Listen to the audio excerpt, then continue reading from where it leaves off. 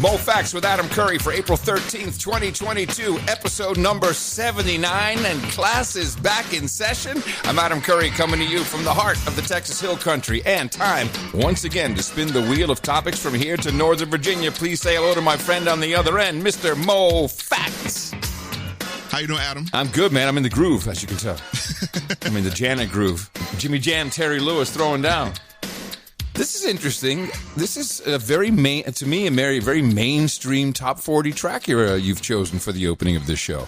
It is, but it's appropriate. Oh, okay. Interesting. Once you see what the topic is. Because, whenever I think of Janet Jackson, I think Miss Jackson if you're nasty.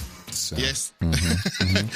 How you feeling, Mo? Because we had a weird scheduling bunch of conflicts. You had horrible allergies when we were scheduled for 2 weeks ago.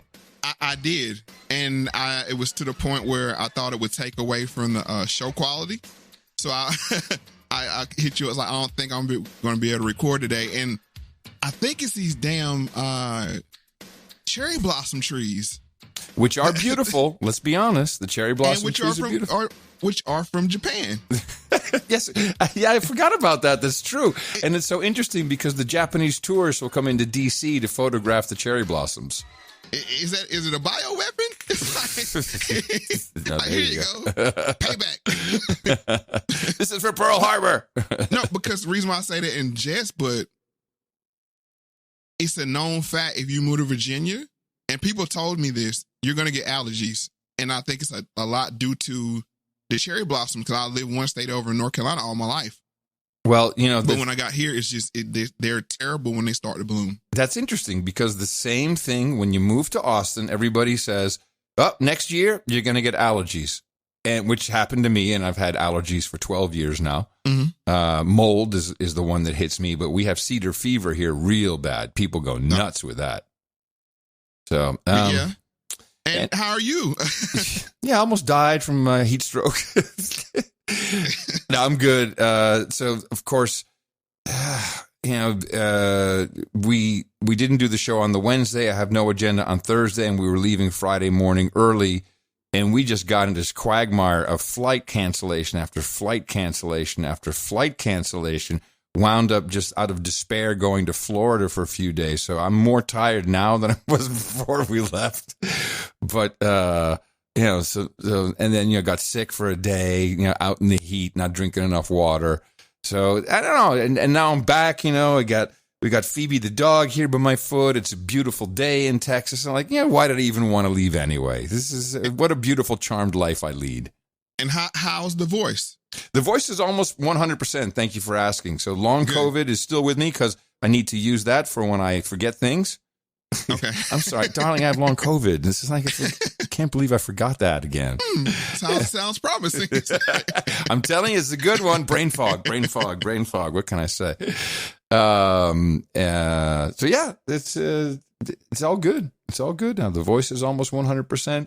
And we're moving into springtime here, so everything is green and exploding, and baby snakes are slithering. So it's a good time. Oh yes. So I guess yes, I'm back. Your voice is back. Yes, sir. I'm back with another bag, so I guess we can go ahead and All right, let me crank it up. Round and round it goes. The wheel of topics. Where it stops, nobody knows. Of course, Mo knows because he put together another excellent episode for us. The topic for episode 79 of Moe Factz with Adam Curry is pedophile. Okay, let's just barge right in the door with that, shall we? Holy crap. Okay.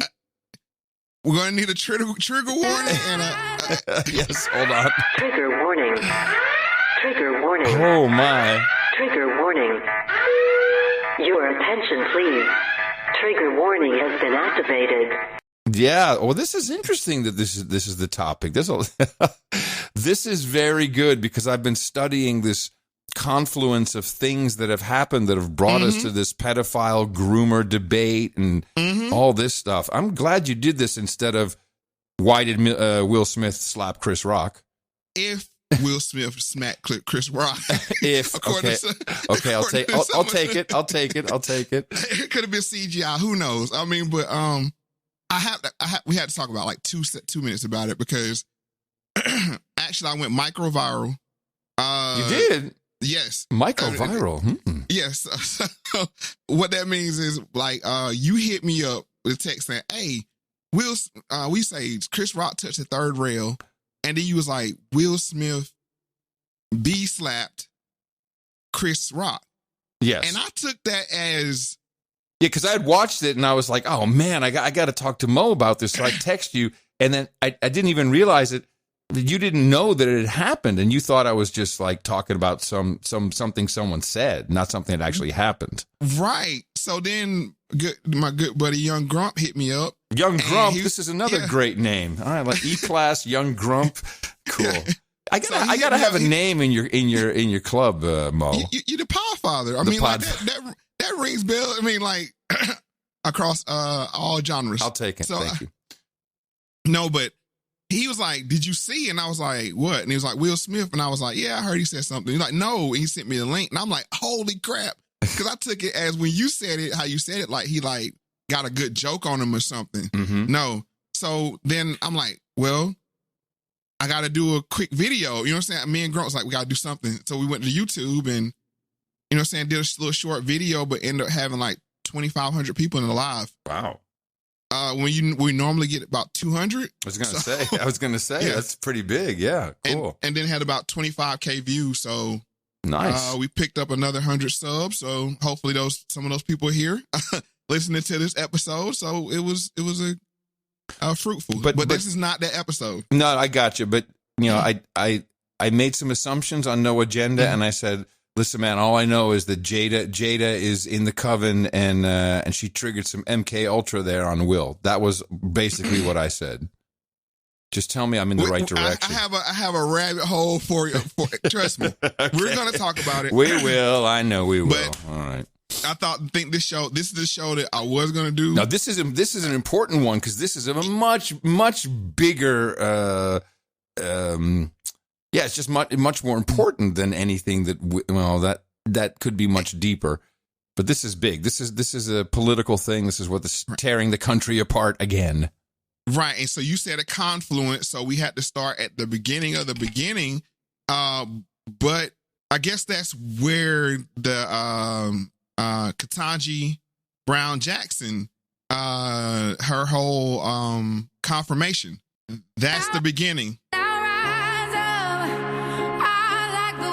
President Biden made the official announcement on Friday, nominating Judge Ketanji Brown Jackson for a seat on the U.S. Supreme Court. In doing so, Mr. Biden appears to have fulfilled one of his campaign promises to put the first black woman on the high court. But the groundwork for the choice was laid far earlier. CBS News correspondent Nicole Killian sat down with a group of African-American women who've been leading the charge to reach this historic milestone. I'm looking forward to making sure there's a black woman on the Supreme Court to make sure we, in fact, get every representation. As soon as President Biden made that campaign pledge, it was game on. I was ecstatic. It was something that I personally had been working for and thinking about my entire career. But I didn't see it catch fire the way that I thought it should. So have you all rented your cars? Attorney Kim Tigner tapped some of her lawyer friends during the height of the social justice movement in the summer of 2020. No justice, no peace! Form the group She Will Rise. There is not another black women's created and led entity within this space that is helping to inform the discourse. And this is a labor of love for us. I mean, we are living this. The collective has been dedicated to elevating an African-American woman to the high court, launching a petition and a website to track judicial nominations. Yeah. Yeah, so this thing has been, excuse me, this thing has been in the works for a while. In the works for a while. And so what we have to do is talk about, I want to go back to the beginning of her actually, this team setting up to get a black Supreme Court female justice in there and how that played out to feed into this confluence, your word, of conversation about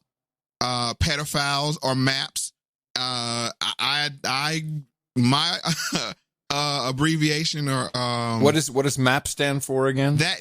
For them, it stands for minor attracted person. Yes. For me, it means minor attracted predator. Yes. So this is one of the things where you can say they could be taken different ways, but as you see, this wasn't anything organic. This was it's planned. Well planned, well laid out plan. And on its face, if I just may say, in the context of our show, ridiculous that anyone in the United States be chosen based upon skin color for anything. Well, this would be a good time to talk about that. Normally, how this works, it's not discussed in public, but the fact that the two parties involved, this group that was pushing for the black female Supreme Court justice and the Democratic Party has so much distrust that they said we have to get it on paper. We have to get it on record that you promised. Right. That's because everyone else got screwed. Look at Ice Cube, everyone. It's like, don't worry, we'll make you whole after we're elected. It's all going to be good. And so this was a smart one. And what was the name of this group? She will rise. She will rise. So that was their hashtag. They actually had a hashtag for it and everything. So so this is, they had to get it on paper because they know how the Democrats are. Once you get in office and you don't get it on paper, then it never happened. So I understand the logic of it, but the fact that they had to do it so publicly made it look like a diversity hire / affirmative action. Right. So that was the catch-22 that they were in, but got to give them credit. They were effective in getting what they wanted. So, I mean, they did. This is how politics is played, but this seems to be a pretty, I'm looking at, they have a website, sistascotus.org. Right. Any idea who's behind them? Me. We can hear more about it in the next clip. Okay. Good. Why do you feel it's important to have a black woman on the Supreme Court? First and foremost, because we've never had one. And we know that the demographics of this country are changing every single day. And we believe that representation is important. The nomination of Mr. Thurgood Marshall, Solicitor General, to the position of Associate Justice, Supreme Court. When Thurgood Marshall became a Supreme Court justice and he walked into the room, everything changed. The tone, the tenor of the other justices also changed, right? And so what we want to see is someone who can bring her legal acumen, her brilliance in scholarship, and her lived experience to those conversations and to those deliberations. The reality is, we actually think that the absence of a black woman on this court is an abject failure, frankly. You look at the state of the country, and today, black women make 63 cents on the dollar. It's 2022. And also on the concept of what it means to be a deliberative body, right? Now, we have to understand the civil rights movement is built on 5-4 decisions on the Supreme Court, right? And there have been times in history where justices have had their minds changed because of these conversations that are happening. It's that deliberation. But what do you say to people who say this is just an affirmative action pick? Wow, man, this thing is run by 4 black women lawyers. Very, very professional, and one has a one of them super proven cute. track record. One of them super cute. April here, she's cute. And one of them has a big track record with hashtags and pushing online and social media products. So you hear, you could hear, the person asking the question there from CBS Morning News asked the question, what about what if they would have to say it, or for people that would say it's affirmative action? I just spoke on that when you do these things publicly and say the first criteria is to be fill in the blank. This is not specifically to black women or black people or whoever else. When you say it has to be this, it's like, oh, you didn't go off of qualifications, or that would be the perception. Well, of course, that's what that is the perception, but it just got steamrolled. Well, I think the Republicans chose not to go after that attack. I don't have the clip here, but I think Tucker Carlson tried to float the LSAT score thing out there, but it was not well received because I think it was a trap blade actually to say like kind of like with the Obama and let's see your birth certificate. You're just right. Exactly. Exactly. I agree with you. That was probably a trap. But it was in essence, oh, you don't agree with this pick? You're a racist. That's what it was. And people are tired. I think they're tired of fighting back. It's not just political, but where was the outrage from the people? Well, you couldn't really have any outrage. Exactly. And we've seen it for two reasons. One, we saw it on the other side with Amy Coney Barrett and Kavanaugh, that, we're just going to ram it through. You can't stop us, so we're just going to ram it through. So that means the same thing on the Biden side. But I have the clip, the throwback clip. Let's see here. No, we got one more. I have excuse me. I have a clip from Erica Cobb, and this is from Daily Blast Live, and she's going to answer the question that was asked, and then we'll get back to those ladies and answer it because I think her answer was a little more detailed. As I'm sure you've heard, Justice Stephen Breyer is retiring from the Supreme Court. So yesterday, President Biden confirmed his campaign promise to nominate the first black woman ever to fill the seat. He also said the person will have, quote, extraordinary qualifications, character, experience, and integrity. Now, some on the right are saying this is identity politics on steroids. In fact, I'm already reading a lot of our viewers' comments who are on both sides. And others on the left are worried that any eventual nominee will now have to face critics who say they've only been chosen because of their identity rather than their credentials. All right, so what do you think of Biden's campaign promise, Erica, and what do you think of the criticism?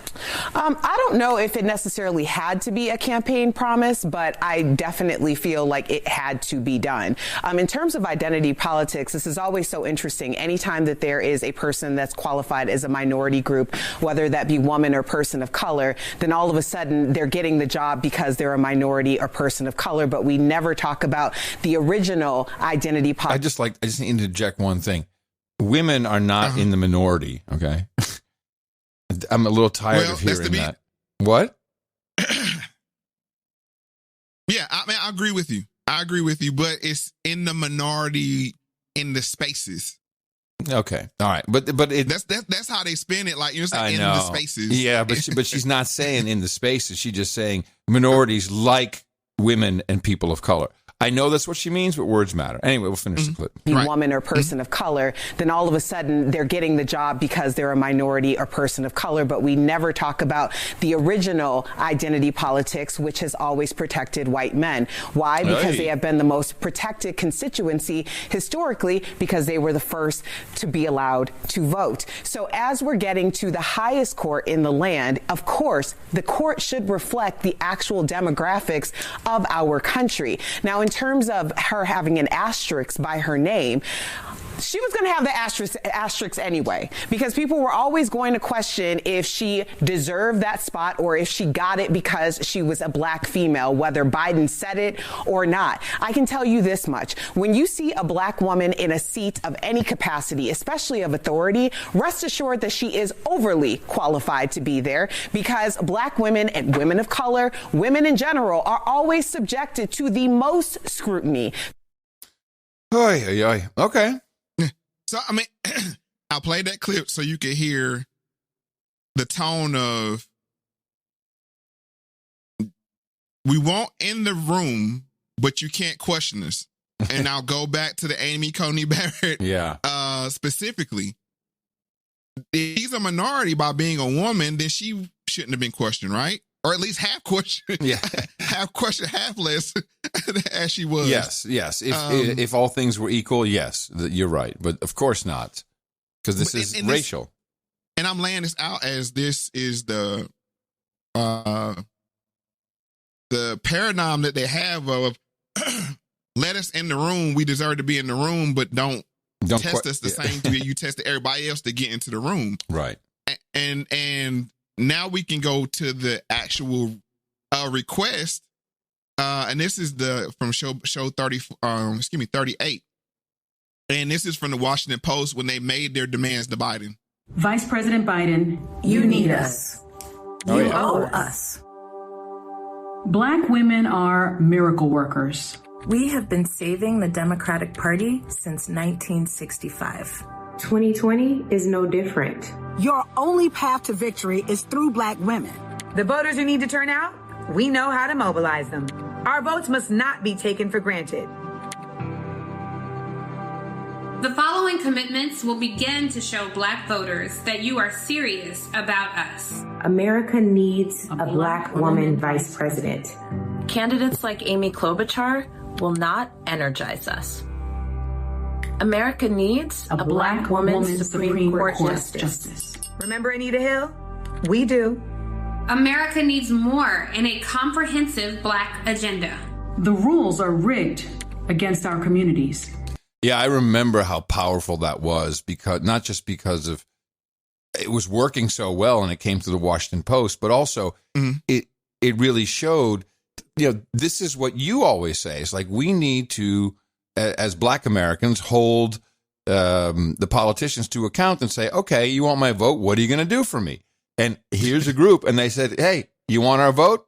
We literally been controlling, this is what they're saying. We've been controlling the vote since 1965. You better give us our Black woman on the Supreme Court. And they did a good job. Why they do a good job? Because they've gotten all those pesky Black men out of the way. And that, you know what? That's the notion. Yeah. That's move out of the way. We got it done. We got it. We don't need you. And then, by the way, F off. But the only problem is, as a Black man, we see that when you say let us in because of our race, then you have the backlash of not being appreciated for what you bring to the table. Right. And that's what Clarence Thomas said in the past show, that the only way you can validate you're there off your merit is make 100 on the test. If you make a 99 or 98, then it's like, well, we gave you the other 2 points, and that's why you're here. Right.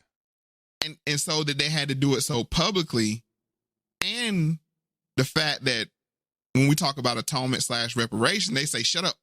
Something that would benefit all. No, you can't hold leverage. But when it benefits a handful of people, and let me make sure I make this very clear, and I made this clear in the last Lost Tapes. These women don't stand to benefit, quote unquote, all Black women. It's their coven or their people in their status level. Because we have a Soros sister that we'll talk about a little later in the show down in Florida. I was gonna ask you this very question. So before you answer, maybe I'll help you. Go ahead. As a Black man, as a Black American, do you feel like it will make any difference having a full-on ADOS Black American woman on the Supreme Court? No. Okay. And that's a general perception, you would say? Yes. Okay. Because just out of the and it's a divide here. It's those people, like, any progress is good progress. Mm-hmm. But then it's the other side that says, well, tokenism is tokenism. Mm-hmm. And this is clear, right? Arm. This is clear. Yes. It's so clear. And that's the thing. It's the divide is clear. There's no middle ground here. And then when we start to look at what was unraveled and unwrapped about this candidate, they had better candidates to offer. I mean, the one that I thought was going to be in there, the one that Clyburn had picked, she would have been an easier pass through the confirmation process. Oh, really? Yes. I believe. But the fact that some of the radical takes that we're going to look at later about Judge Jackson, because we got to put respect on Justice Jackson, put respect on her name. They made it very easy for her to be attacked in the manner that she was. Yeah, I would agree. It seemed like, and it also seemed like there was these issues were vetted, but it seemed like they were like, okay, we'll just push through it. We know it's coming. I think she knew. Everybody knew. I don't think that. We'll get to that a little later, because I think because I don't think they thought it was going to go like it did. Oh, okay. And when I say they, I'm talking about the this She Will Rise sisterhood that was pushing for this agenda. I don't think they ever thought it was going to go down like it did. Okay. And we're going to hear about that a little later. So now we go back to the ladies from She Will Rise and let them answer the question about the affirmative action talking point. But what do you say to people who say this is just an affirmative action pick? It's an interesting argument because in this country, the people who benefit most from affirmative action are white women. And yet no one claimed affirmative action when Justice Amy Coney Barrett was nominated and eventually confirmed. In 27 days. Right. And so when someone says affirmative action, the adverse to that is them basically saying that there are no qualified black women to serve on the Supreme Court. And that's obviously not true. April Reign created the Oscars So White hashtag in 2015. The viral movement led the Academy to make sweeping changes to diversify its voting membership and film requirements. When it comes to the Supreme Court, only 7 justices have not been white men in its 233-year history. In essence, is this court so white? It is. It is. And it's not just the Supreme Court, it's the entire federal judiciary. We come in all shapes and sizes and colors and genders and sexual orientations. The judiciary, up and down, from the Supreme Court to your local judge, should represent the community. That is why it's important to have more people who identify as women on the court. That is why it's important to have people who are visibly disabled. That is why it's important to think about people's ages as well, because these justices will be on the court for decades to come. Well, this April Reign is very interesting. Yes. So, yeah. Go ahead. No. I'm just looking at her business stuff. So you hear the Oscar So White. Yep. Was created by one of these ladies. That's her, April Reign. She's the one that created it. Yeah. And then the fact that that's where the whole Chris Rock and Jada Pinkett Smith, Will Smith issue started.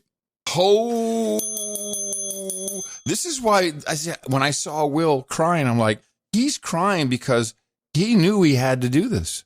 That's all I could think of was, oh my God, he's crying because he knew that he had to do that at the height of his career. I think he knew. And whatever happened, he knew. And to not leave people hanging, you know what I'm saying, give them a little dose of Will and Chris, because I know people want to hear about it, is that the reason why I say that's where it started at, that's where Jada and Will said we're boycotting 2016. Chris Rock was hosting. It made him look like a sellout to stay on. Right. And then in his opening monologue, he, you know what I'm saying, he really went in. So that joke about the alopecia or the whatever was just a small piece of the overall puzzle. That was the straw that broke the camel's back. There was already a heavy load there, and it was like I said, it was highly touted on the internet with this Oscar So White that Chris Rock was a sellout for continuing on. So there is, and April's right at the precipice, but that's another show for another day. Okay, I just want to give people a little dose. Yeah, that's a nice tease. Holy crap, good one. All right, so now we get to go. We stopped there with that last clip. Now we get to go to Joy and Reid. Yay! It's nothing like a little Joy Reid. Here's the thing: you're going to get to hear how they expected for it to go, and how it actually went. In just the last few minutes, the nomination of Judge Ketanji Brown Jackson, who will become the first black woman to serve on the Supreme Court, passed yet another key hurdle. Although not the way it normally happens. Normally, the Judiciary Committee advances the nomination to the full Senate for a confirmation vote. But because no Republican senator on the committee broke ranks, there was a tie, and it was left to the full Senate to accomplish that task. And know that that was deliberate. The 11 Republicans on the Senate Judiciary Committee want you, and especially their base, to know which side of history they are on. If Judge Jackson is confirmed, I believe she will prove to be the most extreme and the furthest left justice ever to serve on the United States Supreme Court. In fact, Judge Jackson remains more of a defense attorney for criminals from the bench than a judge. I have concerns that Judge Jackson will be pinch hitting for one team or the other. I asked her to define the word woman. The fact that she couldn't or wouldn't answer that question speaks volumes. I'll vote no. I'm the first time I've ever voted against any Supreme Court nominee. First time. And for people who don't know, that was Lindsey Graham speaking. Lady G. Lady G, who is from South Carolina. Right. Clyburn is from South Carolina. And I think her name is J. Michelle. My memory's failing me. J. Michelle. I don't know, Mo. It's gone. But I mean, I remember her first initial, J. is Michelle. But that was Clyburn's pick, also from South Carolina. So I think there was I think Lindsey Graham thought that Clyburn's pick would be in. I see. Right, and it didn't happen. So wait a minute. Let's just pause there for a second. That's a double slam against Clyburn. First of all, he wanted to be picked according to our theory. Then he has his pick, and his pick is also superseded or passed over. That's interesting. I always thought it was his pick, and I think maybe we miscommunicated a little bit there. Okay. I always thought he wanted his pick, which he would have quarterbacked her basically. And I think that was his, that was his end route. And with South Carolina, that's a lot of power on the Supreme Court, across party lines, it would have been the same thing. Because Lindsey Graham, hey, Clyde. Of course. Hey, Clyde, I need a favor on this one. And he was saying, so I think that's how that was going to go. And she was J. Michelle. She was also pro-police. Like I said, she would have been a far easier person to confirm, to go smoothly. But I don't think it was do you think the She Will Rise ladies wanted her? I don't think it really mattered to them who it was. All right. Who I think it wanted it was the current president, Barack Obama. Yes, man, it's so clear he's running the show now, isn't it? It's so clear. Gosh. We've talked about it a long time ago. The committee. You remember when they finally decided to pick Biden? It's going to be a committee around him. Yeah. It's going to be. You're seeing the committee. Yeah, of course. It was so sad to see him just kind of stumble around the room. Well, I loved it when the vice president and Obama, they were together. I mean, it was just like, and Joe was just bumbling around in the background. And of course, you're the only person that I know who can tweet a picture of Kamala and Barack that says the only thing black in this picture are the pearls. I mean, you're the only guy who could do that. So I could retweet it, though. That was good. And the other thing is that 1 out of 2 for these ladies ain't bad. At least they got the black Supreme Court justice. Yeah, they definitely that's another tweet for you, Mo. Right. So you heard how she act surprised that it was gonna go like it did. Right. I don't know why.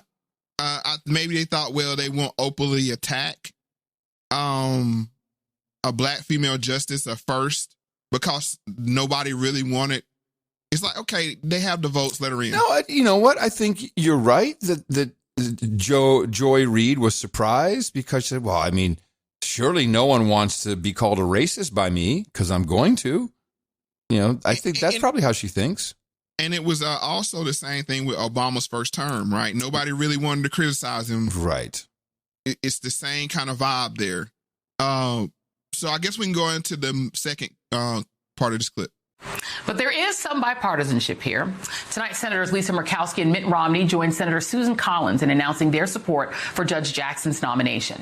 While Judge Jackson's confirmation is assured, today's committee deadlock vote puts Judge Jackson in the same company as Justice Clarence Thomas and Robert Bork as the only nominees in the past 47 years to not be voted out of that committee favorably. Again, that is on purpose. They do not want soon-to-be Justice Jackson on that court as a black woman unscathed.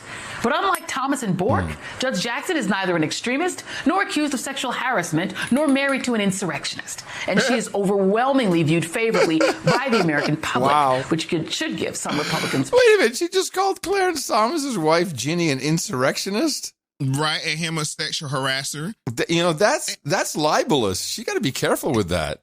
And not only that, but it's also lack self-awareness that you're talking about a political figure. Let's be clear here.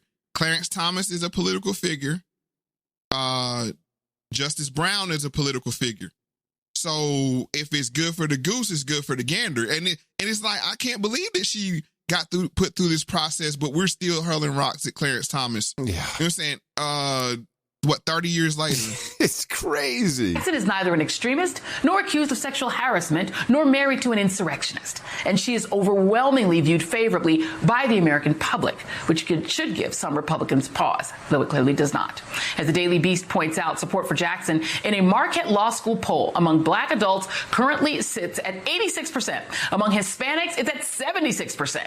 And among whites, it is at 59%, easily making her the most popular Supreme Court nominee since John Roberts was elevated to Chief Justice in 2005. Joining me now is former Assistant U.S. Attorney Maya Wiley, who will next month become the president and CEO of the Leadership Conference on Civil and Human Rights. Congratulations, Maya.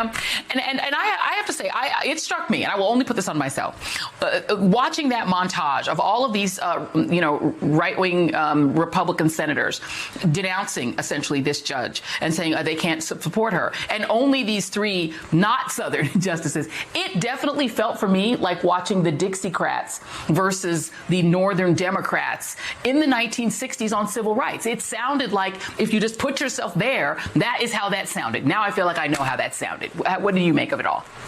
Oh, man. And I agree with her. Yeah. That the fact that how divided it is. Now, the topic is not race. The topic is pedophilia. Yes. That's the divide. And I'm going to lay out, I know people are like, why is he tying her into pedophilia? Because a lot of these attacks levied against Justice Brown was a political tactic. Yes, to get the sound bites to run in 2022. And the message was clear before it even started. I was already getting messages. It was being trolled out all over, online. Oh, look, she cut this guy's sentence in half, and why is she letting pedophiles off the hook? That was planned, and rammed through everywhere. And executed well. Extremely well. It was, right away, people were like, oh, I can't believe this. I said, why do you think that's being, have you seen the rulings? Do we know every single part of it? Not defending what she did, but I was like, okay, that's launched. But the point is, we're living in an information war where memes are used. they work. Right. And that's all. And I think the Republicans understand this. They're going to go back. And let me just unveil what I think here. So this is a good spot to do it. They're going back to the pizza playbook. Yeah, it's interesting that the Justice Jackson was also the judge who presided over the Pizzagate shooter. Goggles Curry. Oh, but sorry. I'm sorry. Let me get it wrong. I'll let you go ahead and finish it. But exactly. And just as a small aside, Maya Wiley, who we didn't hear, who was on this in this clip though, she's a Soros sister. Mm-hmm. She's open society. She's worked there and still works there, I think. Yeah, this is all so clear. Okay. Yeah. So we got to go back to the lynching episode and Clarence Thomas. And since Joy Reid brought him up, now you're bringing in the lynching. Okay, this is good. Oh, Mo, this is bringing it all together here. Mm-hmm. All right. Did not occur. When it came time for him to publicly respond to the allegations, Thomas turned the tables on his interrogators and, for all intents and purposes, ended the debate. This is a circus. It's a national disgrace. It is a high-tech lynching for uppity blacks who in any way deign to think for themselves. And it is a message that unless you kowtow to an old order, you will be lynched, destroyed, caricatured, memed by a committee of the U.S. Senate rather than hung from a tree. Yowza. Who was led by Joe Biden. Yes, sir. Uh-huh. So this is a lot of get back, and putting her on the court kind of like cancels him out. If you really think about it, well, they're trying to cancel him anyway. Well, I'm saying the black voice, like now we have a real black voice. Yeah, not on that the court. Not that faker. Right. So, I mean, that's all skinfolk and kinfolk kind of thing that these games that Joy and Reed play, but they're looking at like, this is how the game is played. This is how y'all played it with Kavanaugh. This is how y'all played it with... That's interesting. The way she talks about Justice Thomas, it's as if he's a white man. For all intents purposes, he is, because he's married to a white woman, which Justice Brown is married to a white man, but it's different. That's very different. So what happened here is a lot of hypocrisy is being made clear to see. I think they walked her Justice Brown right into a trap. She's a smart lady, more smarter than me, I hope, in the seat that she sits in, and she couldn't see this coming. But I don't think they would. I don't think they thought they would go there, because of the stigma that Pizzagate had with it. But once again, I think the Republicans know that the pizza playbook is a winning playbook. That was a big reason why Trump won in 2016. So then why did they hold? So wait a minute. So you're saying they obviously held back on it because it was known. I knew about it. So they held back because why? Who held back because why? The Republicans. They didn't bring it up. No, they didn't. They said everything but Pizzagate. Yeah. Oh, I see. I see. So they used the Pizzagate playbook without using Pizzagate because that would have been too polarizing and obvious, and there's too much hanging off of that to discredit the entire line of questioning. Correct, because you even did it unknowingly. You connected the dots between her. Yeah, and that would be that's QAnon shit. That's QAnon. Get out of here. Yeah, got it. Right. So it's just like, let's put it out on the web. Just keep asking her about, what's a woman? That, by the way, was a great question. We're gonna get to that in a minute in the actual clip, but I just want to lay it out so people know where we're going. And I'm not saying that she is with Pizzagate. I'm not even saying Pizzagate is real. But the thing is, in the information war, it's about the memes you can make. And this meme has stuck around for so long and still has legs to this day. Indeed. And I guess I'll just wait to see how it unfurls in your story. Okay, so let's go ahead and get to the final clip, number 10.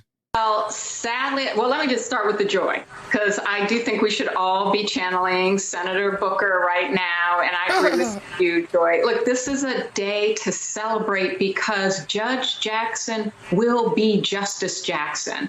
And that matters. It's huge. But I will say, but I'm with you because, the reality is there is no question in any of the minds of any of these senators that this is a highly qualified jurist who has not only the credentials, the experience, the intellect, but also the temperament to be on this court. And this is the problem. This is not about her in terms of her qualifications. This is about a wedge in our democracy and using that wedge. Dixiecrats were all about, making sure they were preserving a racial status quo.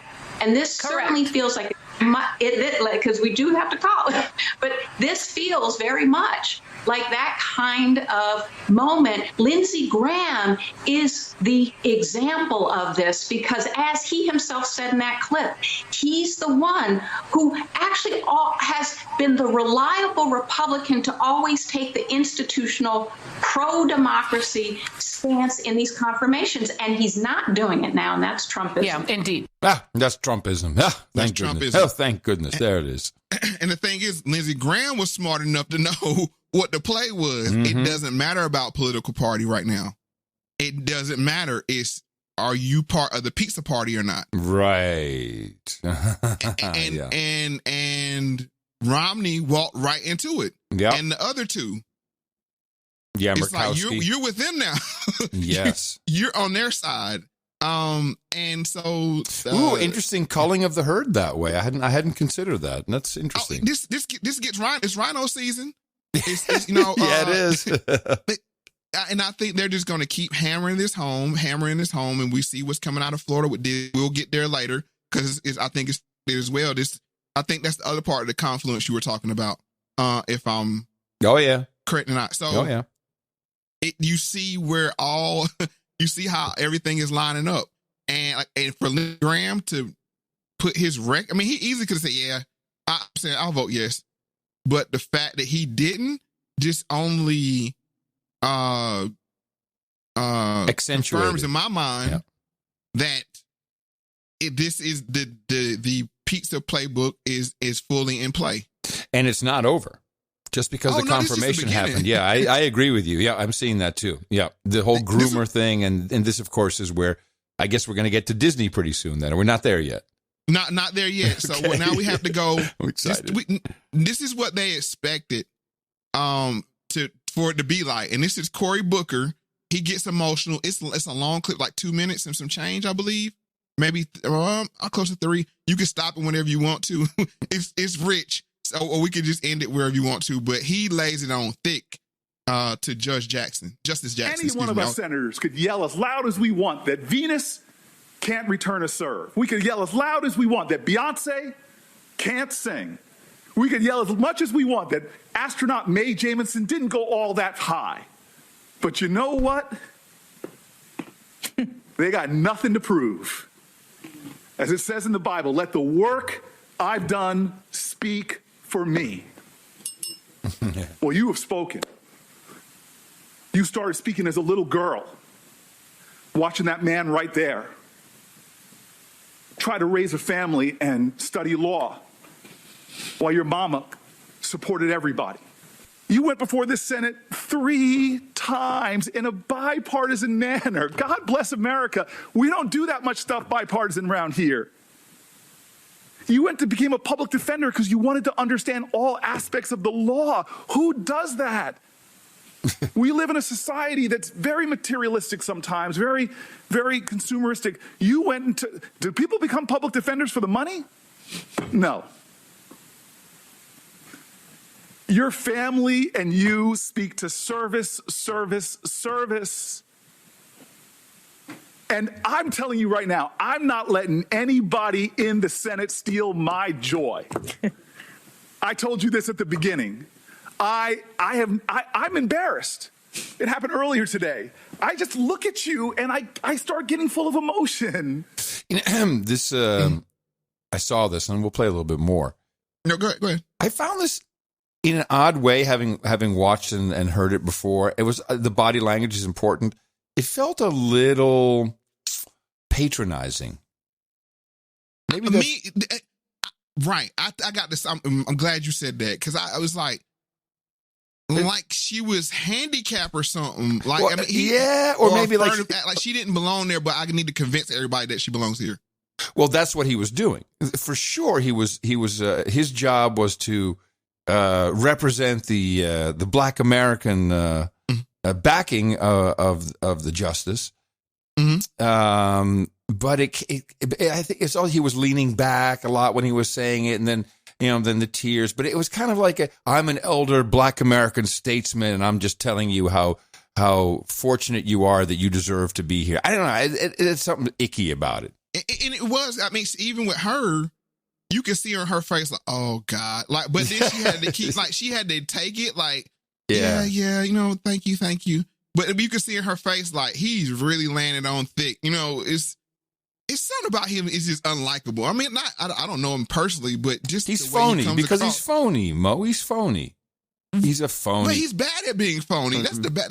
Well, but a lot of politicians are phony, yes, but he's even bad at it. But that makes him such a wonderful, colorful person in politics. And you got to have a couple of nuts. And you're just like, oh, Cory Booker, cuck. Let's listen a little bit more. All right. I'm jogging this morning, and I'm at the end of the block I live on. And I get terrified because I put my music on loud when I'm jogging, trying to block out the noise of the heart attack I'm having. And this woman comes up on me, practically tackles me. See, he's making it about him too here. Now that's creepy too. An African American woman, and the look on her eyes, she just wanted to touch me because I'm sitting so close to you.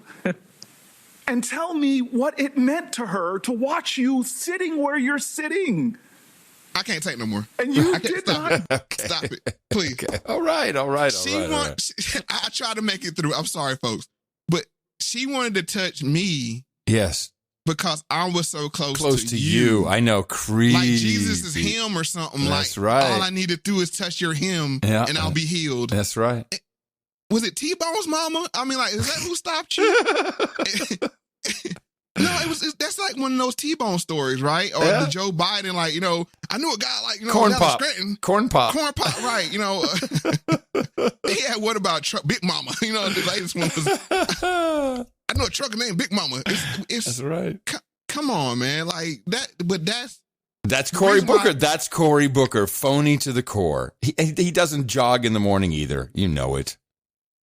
But the reason I really played all the way up to that point of touching me to touch you, that spoke to a divinity. Mm-hmm. You know what I'm saying? To something divine, that the power can be transferred from by touch.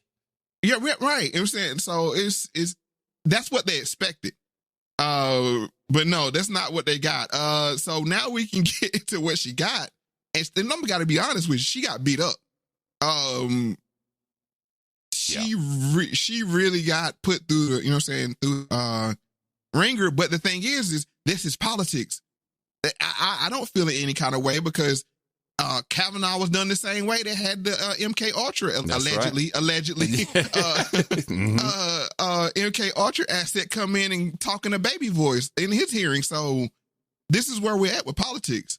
That what they were talking about, the civility and all that. No, we're at the wedge. Yeah. And now the wedge is pedophilia. And that's why this show is made the way it is, because this is going to be forecasting what I believe to be what 22 is going to look like. And they're going to ride this thing as long as the wheels fall off. So now we can get into Senator Blackburn asking her to define a woman. Can you provide a definition for the word woman? Can I provide a definition? Mm-hmm. No. Yeah. I can't. You can't? Not in this context. So I'm not a biologist. The meaning of the word woman is so unclear and controversial that you can't give me a definition? Senator, in my work as a judge, what I do is I address disputes. If there's a dispute about a definition, people make arguments, and I look at the law and I decide. Well, so I'm not. The fact that you can't give me a straight answer about something as fundamental as what a woman is underscores the dangers of the kind of progressive education that we are hearing about. Yeah. That's the Florida tie-in. Yes. You're right. Murkowski, where's she from again? Blackburn, where's she from again? Tennessee, I think Tennessee or West Virginia. Yeah. I think Tennessee, but yeah, I'm pretty sure it's Tennessee. One of those two states. But she even chuckled at the end, like, got her. Like, she couldn't even hold it in that she knew, like, this is the clip that we wanted, because you're going to hear this. Do your politicians know what a woman is? Yeah. Well, the opposition's Supreme Court justice didn't know. Brought to you by the, Friends of Republicans, or whatever it is. It's the soundbite. It's the clip right there. And that's all they wanted was these memes, because they understand. Well, and you know this, of course, but all hearings in Congress or in Senate, ever since the advent of C-SPAN, they're all pretty much scripted and expected, and they know what's coming, and a lot of all the statements are known beforehand, and everyone's talked to everybody. Oh, thanks for coming to my office yesterday. So it's all showboating. It's one big show. But this is how politics is played, especially in the 21st century, that we only need the minute clip. Yep. That's it. And that's where we are. It is what it is. It's an information war. So when they got this, what it told me, and I agree with Senator Blackburn, the fact is, that let me know who Justice Jackson's allegiance was to. It wasn't to women. It wasn't to black folks with an X. But it was it was to the LGBTQ LGBTQIAPK plus. What you said. Yeah. And all the noodle boys and girls. Yeah, but let's be clear that they don't even represent gay people and lesbians, because a lot of gay people and lesbians I'm not on board with that. No, it's just it's just the wedge. It's the wedge. Yeah, and you starting to see is how devoted are you? But I'll go back to one thing that well, and you know what, and even though yes, what's her face? Blackburn's job was to bring in the education part. That is exactly what Justice Jackson did. She was like, "Oh no, I'm just gonna nope. I'm just gonna toe the party line here and just say no, I can't answer that. I'm not a biologist." And she knew the question was probably coming. But that was a poor answer, because your whole thing was it has to be a black woman to satisfy the election promise, and then you get in there and say, I don't know what a woman is. Yeah. I'm not a biologist. It's the dumbest answer I've ever heard. Yeah. For a simple question. I'm with you on that. And I'll say this. I think they were poorly unprepared, because I think the fact that she went through 3 other confirmations. Yeah. And it was bipartisan. Without a problem. Yeah. Right. They thought, and then I think they thought it was going to be a little bit of like the Obama inauguration kind of thing, where it was just going to be celebratory. You know, the Republicans didn't want to seem racist, so they'll back off. I'm just speaking through what I think the pro Jackson people were thinking. Sure. Like, they don't want to have mud on their face. They don't want to make any gaffes. Right now, they're up, you know what I'm saying, going into the midterms. They don't want to make any unforced errors. And I think the Republicans looked at it as like, all gas, no brakes. And we're gonna hang this, you know, pedophilia thing on the tag on them forever. And it's the way things just hit the Disney, don't say gay bill, this thing all at once. That's not a coincidence in my mind. I am in total agreement. It's just too much for it to be coincidence. I'm in total agreement there. So let's go to Holly and his questioning of Jackson. You also said to this individual, who is an adult, tried as an adult, 18 years old, you also said to him, besides saying that you thought his victims were his peers, you also said there's no reason to think that you are a pedophile. And then you went on to say, again, that's another reason why you weren't going to give him, you're only going to give him 3 months, because you would have judged that he wasn't a pedophile. And then you said, and this is something I really need your help understanding, then you apologized to him. And I just have to tell you, I can't quite figure this out. You said to him, this is a truly difficult situation. I appreciate that your family's in the audience. I feel so sorry for them and for you, and for the anguish this has caused all of you. I feel terrible about the collateral consequences of this conviction. And then you go on to say, sex offenders are truly shunned in our society. I'm just trying to figure out, Judge, is he the victim here, or the victims the victims? Yeah, Holly. And people might be wondering why I'm only playing sound bites, because normally we go in the weeds and go get the full testimonies and transcripts, whatever. I'm playing this to show what's going to be played over and over again. And over again. Yeah. You know what I'm saying? Further linking, she's going to be known as the pedophile judge, just like Clarence Thomas is known as the sellout or sexual harassment judge. Just like Kavanaugh is known as the Me Too judge.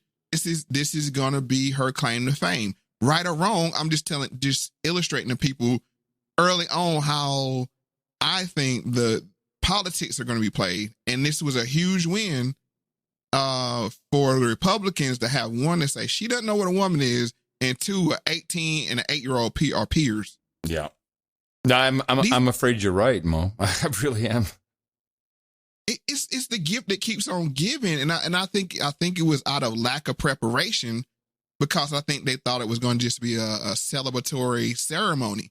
I don't think they were prepared. And then you say they get the question in advance. That's even worse, that you can't come up with an answer for these two topics. But you know what? But that, if you think about it, that is the progressive answer.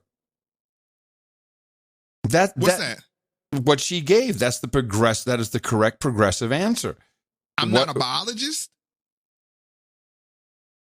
You know, that's dumb. I mean, like, if it is, I'm not saying it's not. I'm just saying that's dumb. Well, no, but think about it, because the whole point about anybody can be a man or a woman is all external. So if she looks at the way I took it from her answer, because I thought about this, because I was like, what is this answer? You're just making the memes for him. Which is what a lot of these leftist progressive ideas are. They're highly memeable. They're so stupid.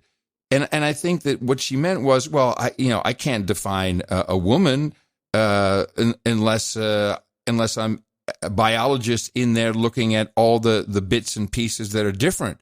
It has to be all those pieces. And if they're not there or they're taken out, then maybe you're not a woman. Yeah, this is how twisted it is. I think the left actually liked her answer. Thought it was perfect. Right, but the fact that you say I'm not a biologist proves that biology decides what a woman is. You see what I'm saying? Like, that's... No, I'm with you, and I'm stepped on a bunch of rakes. But she stepped on a bunch of rakes when it comes to the information war. Like we can get into biology and all of that. You know, I'm talking about giving them these nice clippable nuggets that can be put on a meme. Yeah, that, that can be shared, and it was. I got to give credit. The pizza playbook was executed to perfection. I got to give credit where credit is due, because that's what we do.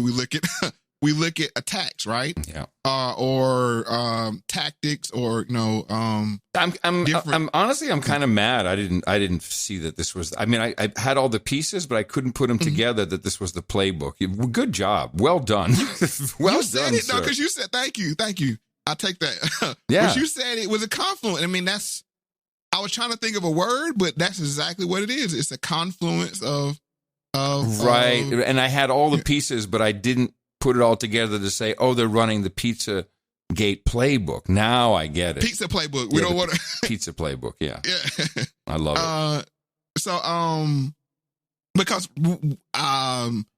with the Pizza Gate, I think that was that was overplayed. But was that, I asked you this question, looking back now, do you think that was the beginning of the information war? Like, just get this information out here and let the internet does what it does with it. Not whether it's true or not. Like, it was a lot of sketchy stuff that was in those emails and stuff, but at the same time, it was a lot of speculation and innuendo in it. So, this was injected. It was injected. Clearly injected into, I'm not quite sure where it's done, but I don't even think it's that hard. And it's juicy. Everything was primed, was perfect. Yeah, because you got spirit cooking and all that other stuff. I'm telling you, the reason why I say this is my mother-in-law. Like, what she watches is the local news, right? That's pretty much, and like what comes across her Facebook feed. And she was like, child, you hear about that Pizzagate stuff? Right. I'm like, what? Like, that's the reach of it. And that sowed the ground for QAnon and everything that came after that. Yeah. And I think the Democrats did a good job of demonizing QAnon. So I'm giving credit on both sides. Like, it's so toxic and radioactive that they couldn't say Pizzagate in the hearings. Exactly. They couldn't bring it up. They couldn't bring up QAnon, but they masterfully just set the innuendo to resurface it. It's, there's another, this is really nuts. So, Telegram is a cesspool of just diarrhea. And what's odd about, I've never been interested in Telegram, and I don't like it. These groups with thousands of messages you can't keep. I don't like it. But I need to have it because a lot of Bitcoiners use it, and there's some Bitcoiner groups. And somehow I got subscribed to a John McAfee Telegram, which is obviously not his, but all of a sudden that thing came because it's just been dormant for months and months and months. Of course, after he died, it kept going, which was the fun. That's kind of why I was like, oh, this is fun. Let me see what these people are doing. And there's a couple other ones that post the same stuff, but it's not McAfee. It doesn't matter. But that came to life all of a sudden with this short video that ties together Pizzagate with Seth Rich, with the Podestas, and that all happened around the same time. So, wherever this is coming from, it's coming. And there's one more piece that I didn't include in this rundown, but since you went there, the Biden laptop. Oh, yeah. So it's the Hunter Biden, let me be clear, the Hunter Biden laptop. The fact that they had to admit it was real, now you can say, see, they said Pizzagate wasn't real either. It leads to that. I'm fascinated by this whole rollout because I think like I said, it was executed with perfection. They got what they went in there to come. It could have been just hey, clap, yeah, okay, you won, let her in. But no, they got some juicy nuggets to use in the coming election. And just let people know, I don't vote. So this is not a partisan thing. This is an appreciation for political science. Yeah, and some good psychological information warfare. Yes. So let's go ahead and get into the number 15. You're saying that you're apologizing to him. You're saying you're sorry for the anguish this has caused him. There was a victim impact statement in this case. It didn't get read into the record, but it was there.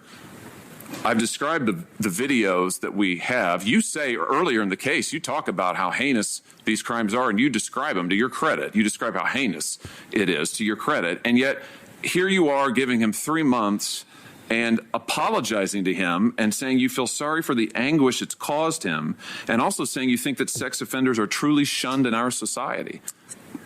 So just talk about that. Help me understand. I mean, is he a victim? Is that your view here? Is that why you said this? Is that what you meant by it? Senator, I again don't have the entire record. I remember in that particular case, I considered it to be unusual, in part for the reasons that I described. I remember in that case that defense counsel was arguing for probation, in part because he argued that here we had a very young man, just graduated from high school. He presented all of his diplomas and certificates and the things that he had done, and argued, consistent with what I was seeing in the record, that this particular defendant had gotten into this in a way that was, I thought, inconsistent with some of the other cases that I had seen. Such an interesting answer. Another bad answer. Yeah. And this is a running thing, but the man just said you see 18 and 8-year-olds as peers. You can't let that linger. You gotta extinguish that right then, because this is those, even though those 2 separate clips, there was sequential, you know what I'm saying, and uninterrupted. Where I divided it. So he said all that, and you just come back. I don't remember that case, and I don't have the details. Nobody's going to remember that part. Nope. So from my standpoint, and just in how I understand the information warfare, you got to be like, look, we all know an 18-year-old is not a peer. In that way, it could be clipped to say she stood against, the attack. But to say I don't have my records and that kind of thing, it's just poor response to a well-crafted attack. You know what's weird, just as a side note? My buddy Tom Woods, and I say my buddy because I've been on his podcast a couple times. He's seems to be a stand-up guy. He works, I think, for the Mises Institute. He's well followed by the libertarian crowd and party. And they tried to take him down recently. I didn't even know this was happening until someone sent me a link to an article. So apparently his first wife, and he dated when he was 25 and she was 15. And this is now a scandal of epic proportions. It's just, and I'm looking at how people arrived at this assumption and what he's saying. And it's just like, wow, what's happening here is people are out. They're out to find pedophiles everywhere. This and is you just know what thing. really scares me is this right here. You know how you talk about the social credit score and those kind of things? Yeah. Everybody always talks about what it's going to be like in the liberal or left-leaning hands. What about when you start having purity tests around your social media history and that kind of, I mean, not saying not condone anything. I'm just saying we always look at something if one party has it or one group has it. So if the far right gets this technology and they're like, it'll suck just as bad. We've got to stop all these idiots. Right. That's the point I'm trying to make is that it's the apparatus that we need to worry about, not who wields it, because it's going to be even just as bad or even worse. When you start having purity tests to say, whatever. I got to tell you, Mo, we've been talking for 78 episodes, and you've influenced me greatly. Lots of things have happened in my life since we've been doing this show. But right now, I see these things, because this, of course, is absolutely true. If Republicans had upper hand, would they be silencing other people? I'm pretty sure they would. Because this is good versus evil, brother. This is not even people. I'm really becoming a believer these days. It's control. Which we call control witchcraft. That's my definition of it. It is, you have to think a certain way, and I don't want people to think it only goes one way. So I guess we finished off. Now we got to go to Ted Cruz and read why Ted Cruz. He's a very smart person. I mean, not by saying my account, but just even though people don't like him, they always always got to acknowledge that his legal mind. Yeah. Even his detractors. So this is legal mind against legal mind, and watch the sparks fly. Right, and he comes there with. And I'll confess, Judge Jackson, as I listen to your testimony, I believe you are someone who is compassionate. I believe you care for children, obviously your children and other children.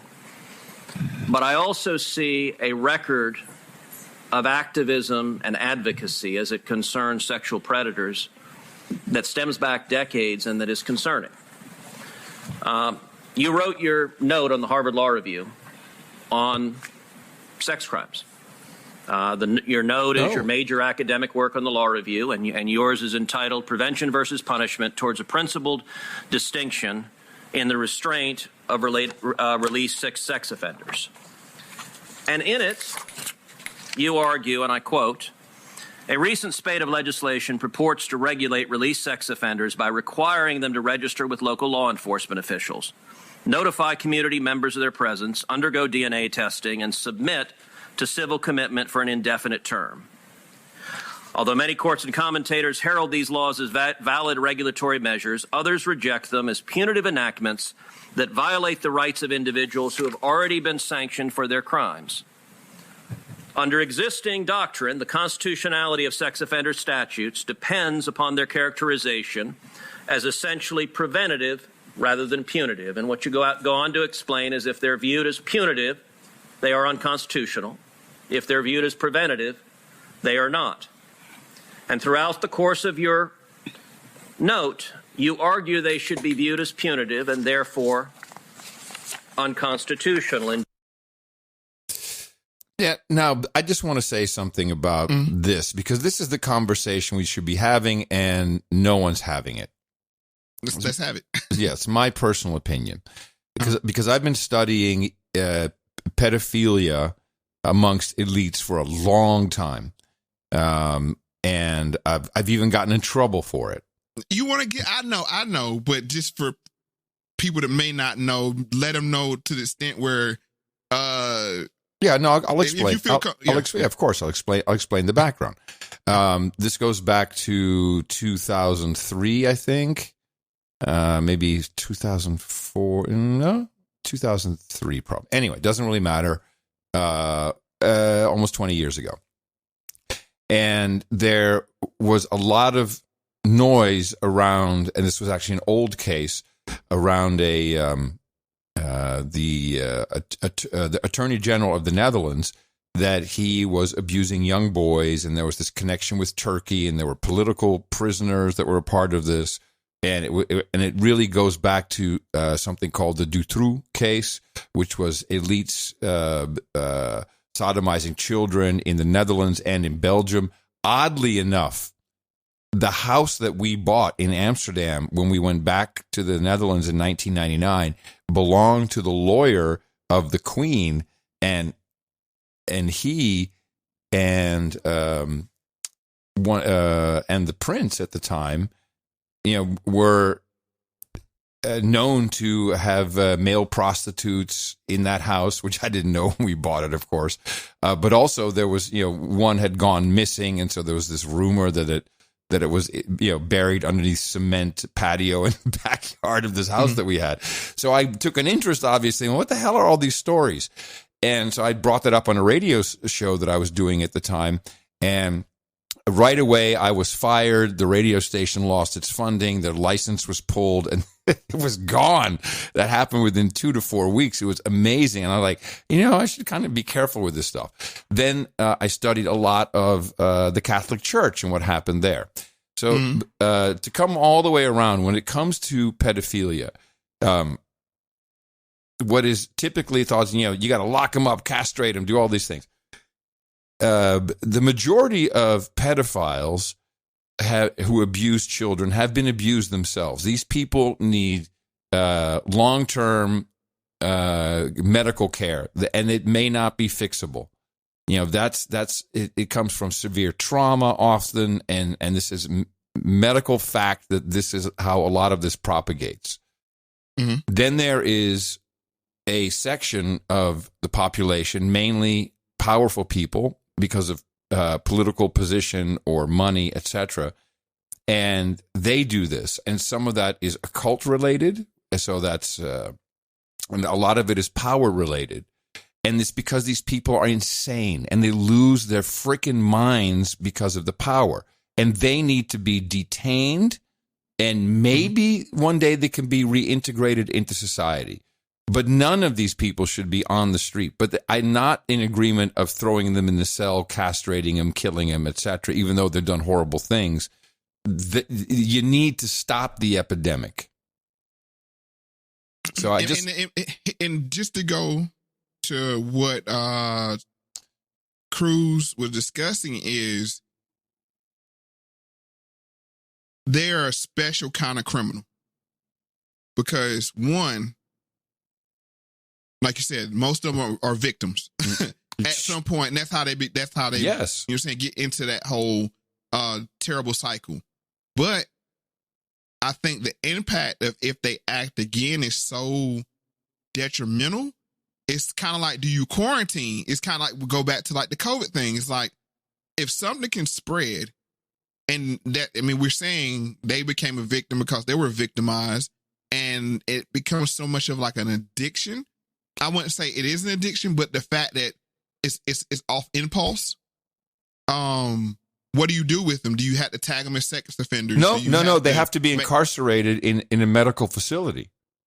You cannot. But no, what he's saying, what Ted Cruz said after they served their sentence, I think the conversation we're having, that what do you do with them then? Do you tag them as a sex offender or no? Right, but so my point is, it's not a time that's going to. You don't fix somebody by throwing them in jail. Someone like this, you don't fix them that way.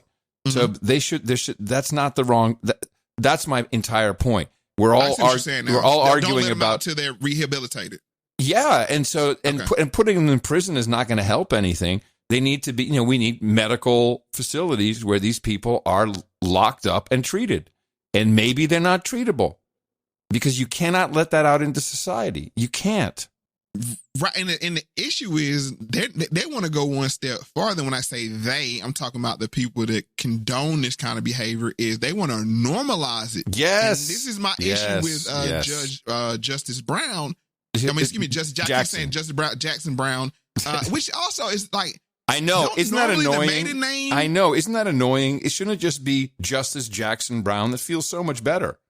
Right, but then also, shouldn't the maiden name come first? Because I think her husband's name is Brown.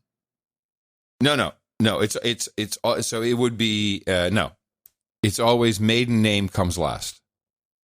Oh, okay. I had that confused. But okay. but I think it's the Jackson Brown part that it throws me off too. I always have to think Justice, and when I'm saying Justice, I already know it's not Jackson Brown, so Justice Jackson. Got it. Okay. All right. Jackson Brown.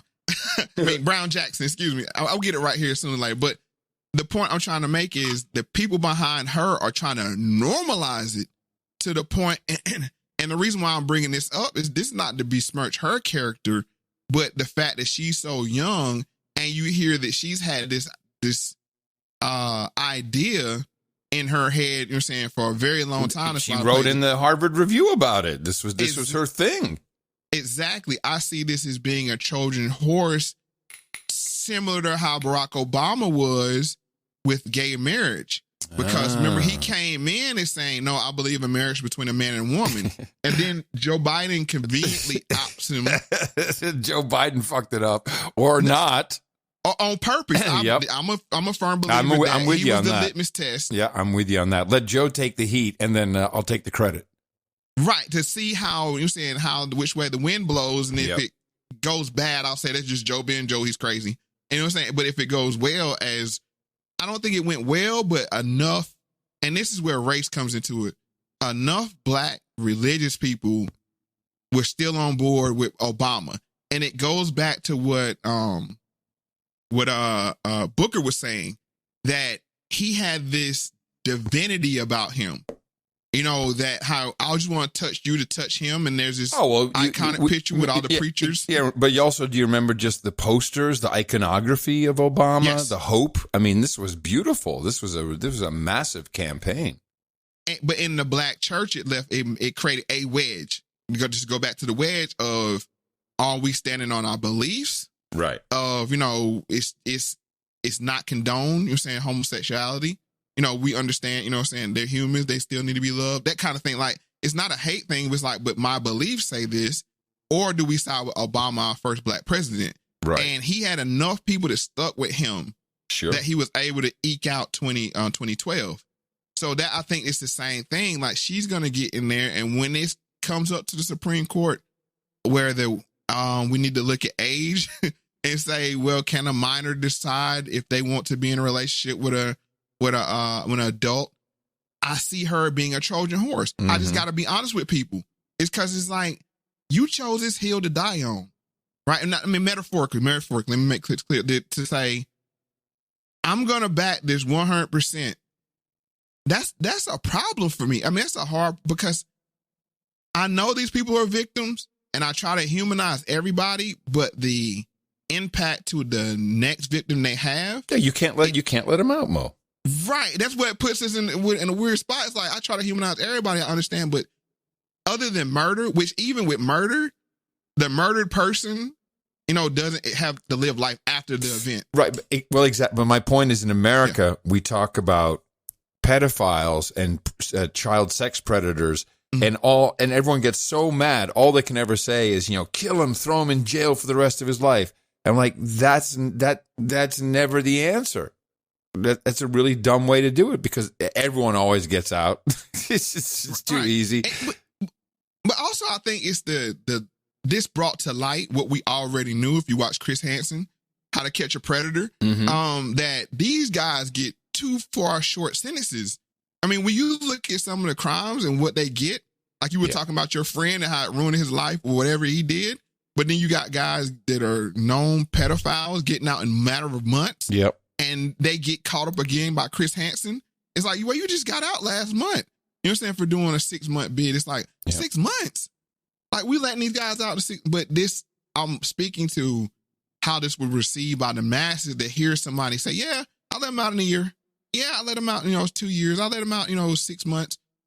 This just only, like I said, it's so, I'm so glad that you put that all together this way. This this is a huge content collection campaign. Yes. For the midterm elections. And you're right, it's going to be, the Democrats are pedophiles. How many months? All this stuff. Yes. So, and then on top of all of that, it's going to be that It's just not this. And then just one more thing before we move to, I don't want to belabor the point, but the solution is, yes, castrate and chemically castrate the children. That'll solve the problem. What? Wait, like what wait, who suggested that? That's what with trans children, right? Cut their bits off. I see what you're saying. Give them hormone suppressants. Yeah. That's chemical castration. Or do you have actual literal castration? That's the solution. And don't bother the pedophiles. That's the well, that's the sickness of where we're at today. Right. And I'm telling you, that's how it's all gonna be packaged together. And it's gonna end up bad for the Democrats. It's gonna end up very bad because, like you said, this is a third rail of third rails. Mm-hmm. For them to try to, be pro pedophile maps. I mean, and the thing to come up with terms like maps. Oh, they're just minor attracted persons. Yeah, that's persons all. Like what? That's all. It's normal. Yeah. So I guess we stopped at where we stop at Ted Cruz. Okay, now we can go to this is The View, and this is MTG Marjorie Taylor Greene. She launches one of the first memes of pro pedophilia. We were talking about the goop trying to block the confirmation. Yes, GOP. Block it. That's right, I said it. Trying to block the confirmation of Judge Ketanji Brown Jackson. And Marjorie Taylor Greene took things a step further, tweeting that Murkowski, Collins, and Romney are pro-pedophile because they voted for Judge Jackson. She tweeted this from her official congressional Twitter account. And should there be consequences for such a... Can I apologize to Sarah Palin, because this woman makes Sarah Palin look like Madame Curie. I mean, and also not a word about her pal Matt Gaetz, who's under investigation for a year for dating an underage girl. Yeah. Nothing on Roy Moore, but on these three, Romney, hello, and I mean, come on. Well, it was offensive, and it missed the mark in terms of she's attacking our own party. We've got the Republicans are about to probably take over the House and the Senate. Biden's poll numbers are tanking, and her focus is to be childish, call names to Republicans. It's completely missing the mark. Okay, this is okay. More is coming. New shit is coming to light. So, of course, we also had Matt Gaetz accused of trafficking underage girls across state lines, which turned out it's incorrect what they just said, because he's completely exonerated, and it was someone was blackmailing his family with this, as far as I understand it. Mm-hmm. Also in Florida, right? And then you got Marjorie Taylor Greene, and she's in on it. So she's the warhead. She's launching the pro pedophile meme.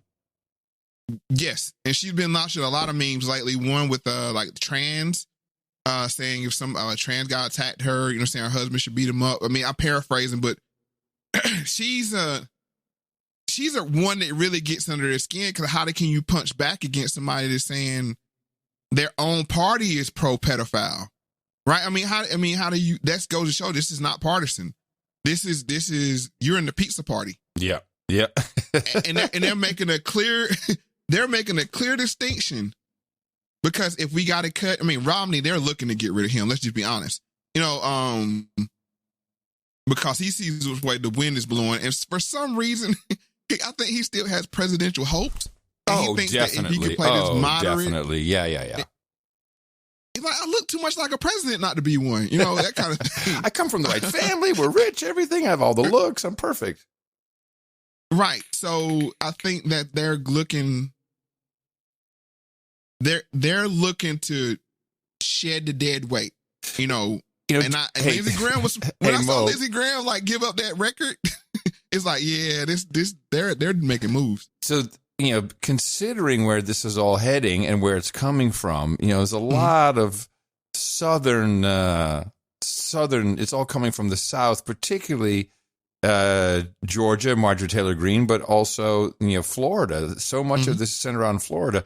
You just got to think that this could be a 45 Savage strategy.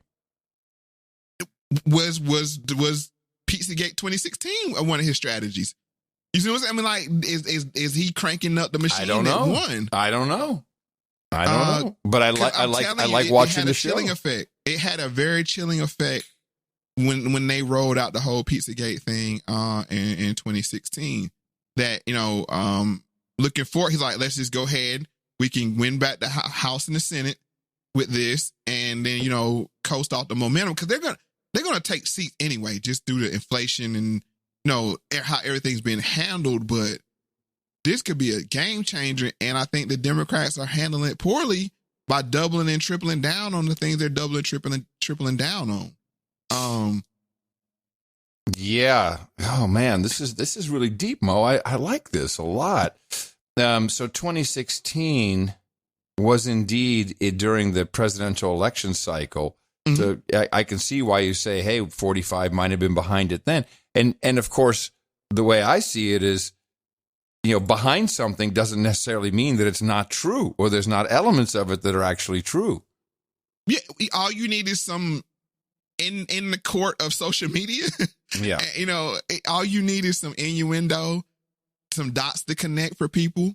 Now, it wouldn't meet the litmus test of an actual criminal case. No. But we're playing out in the case of public opinion.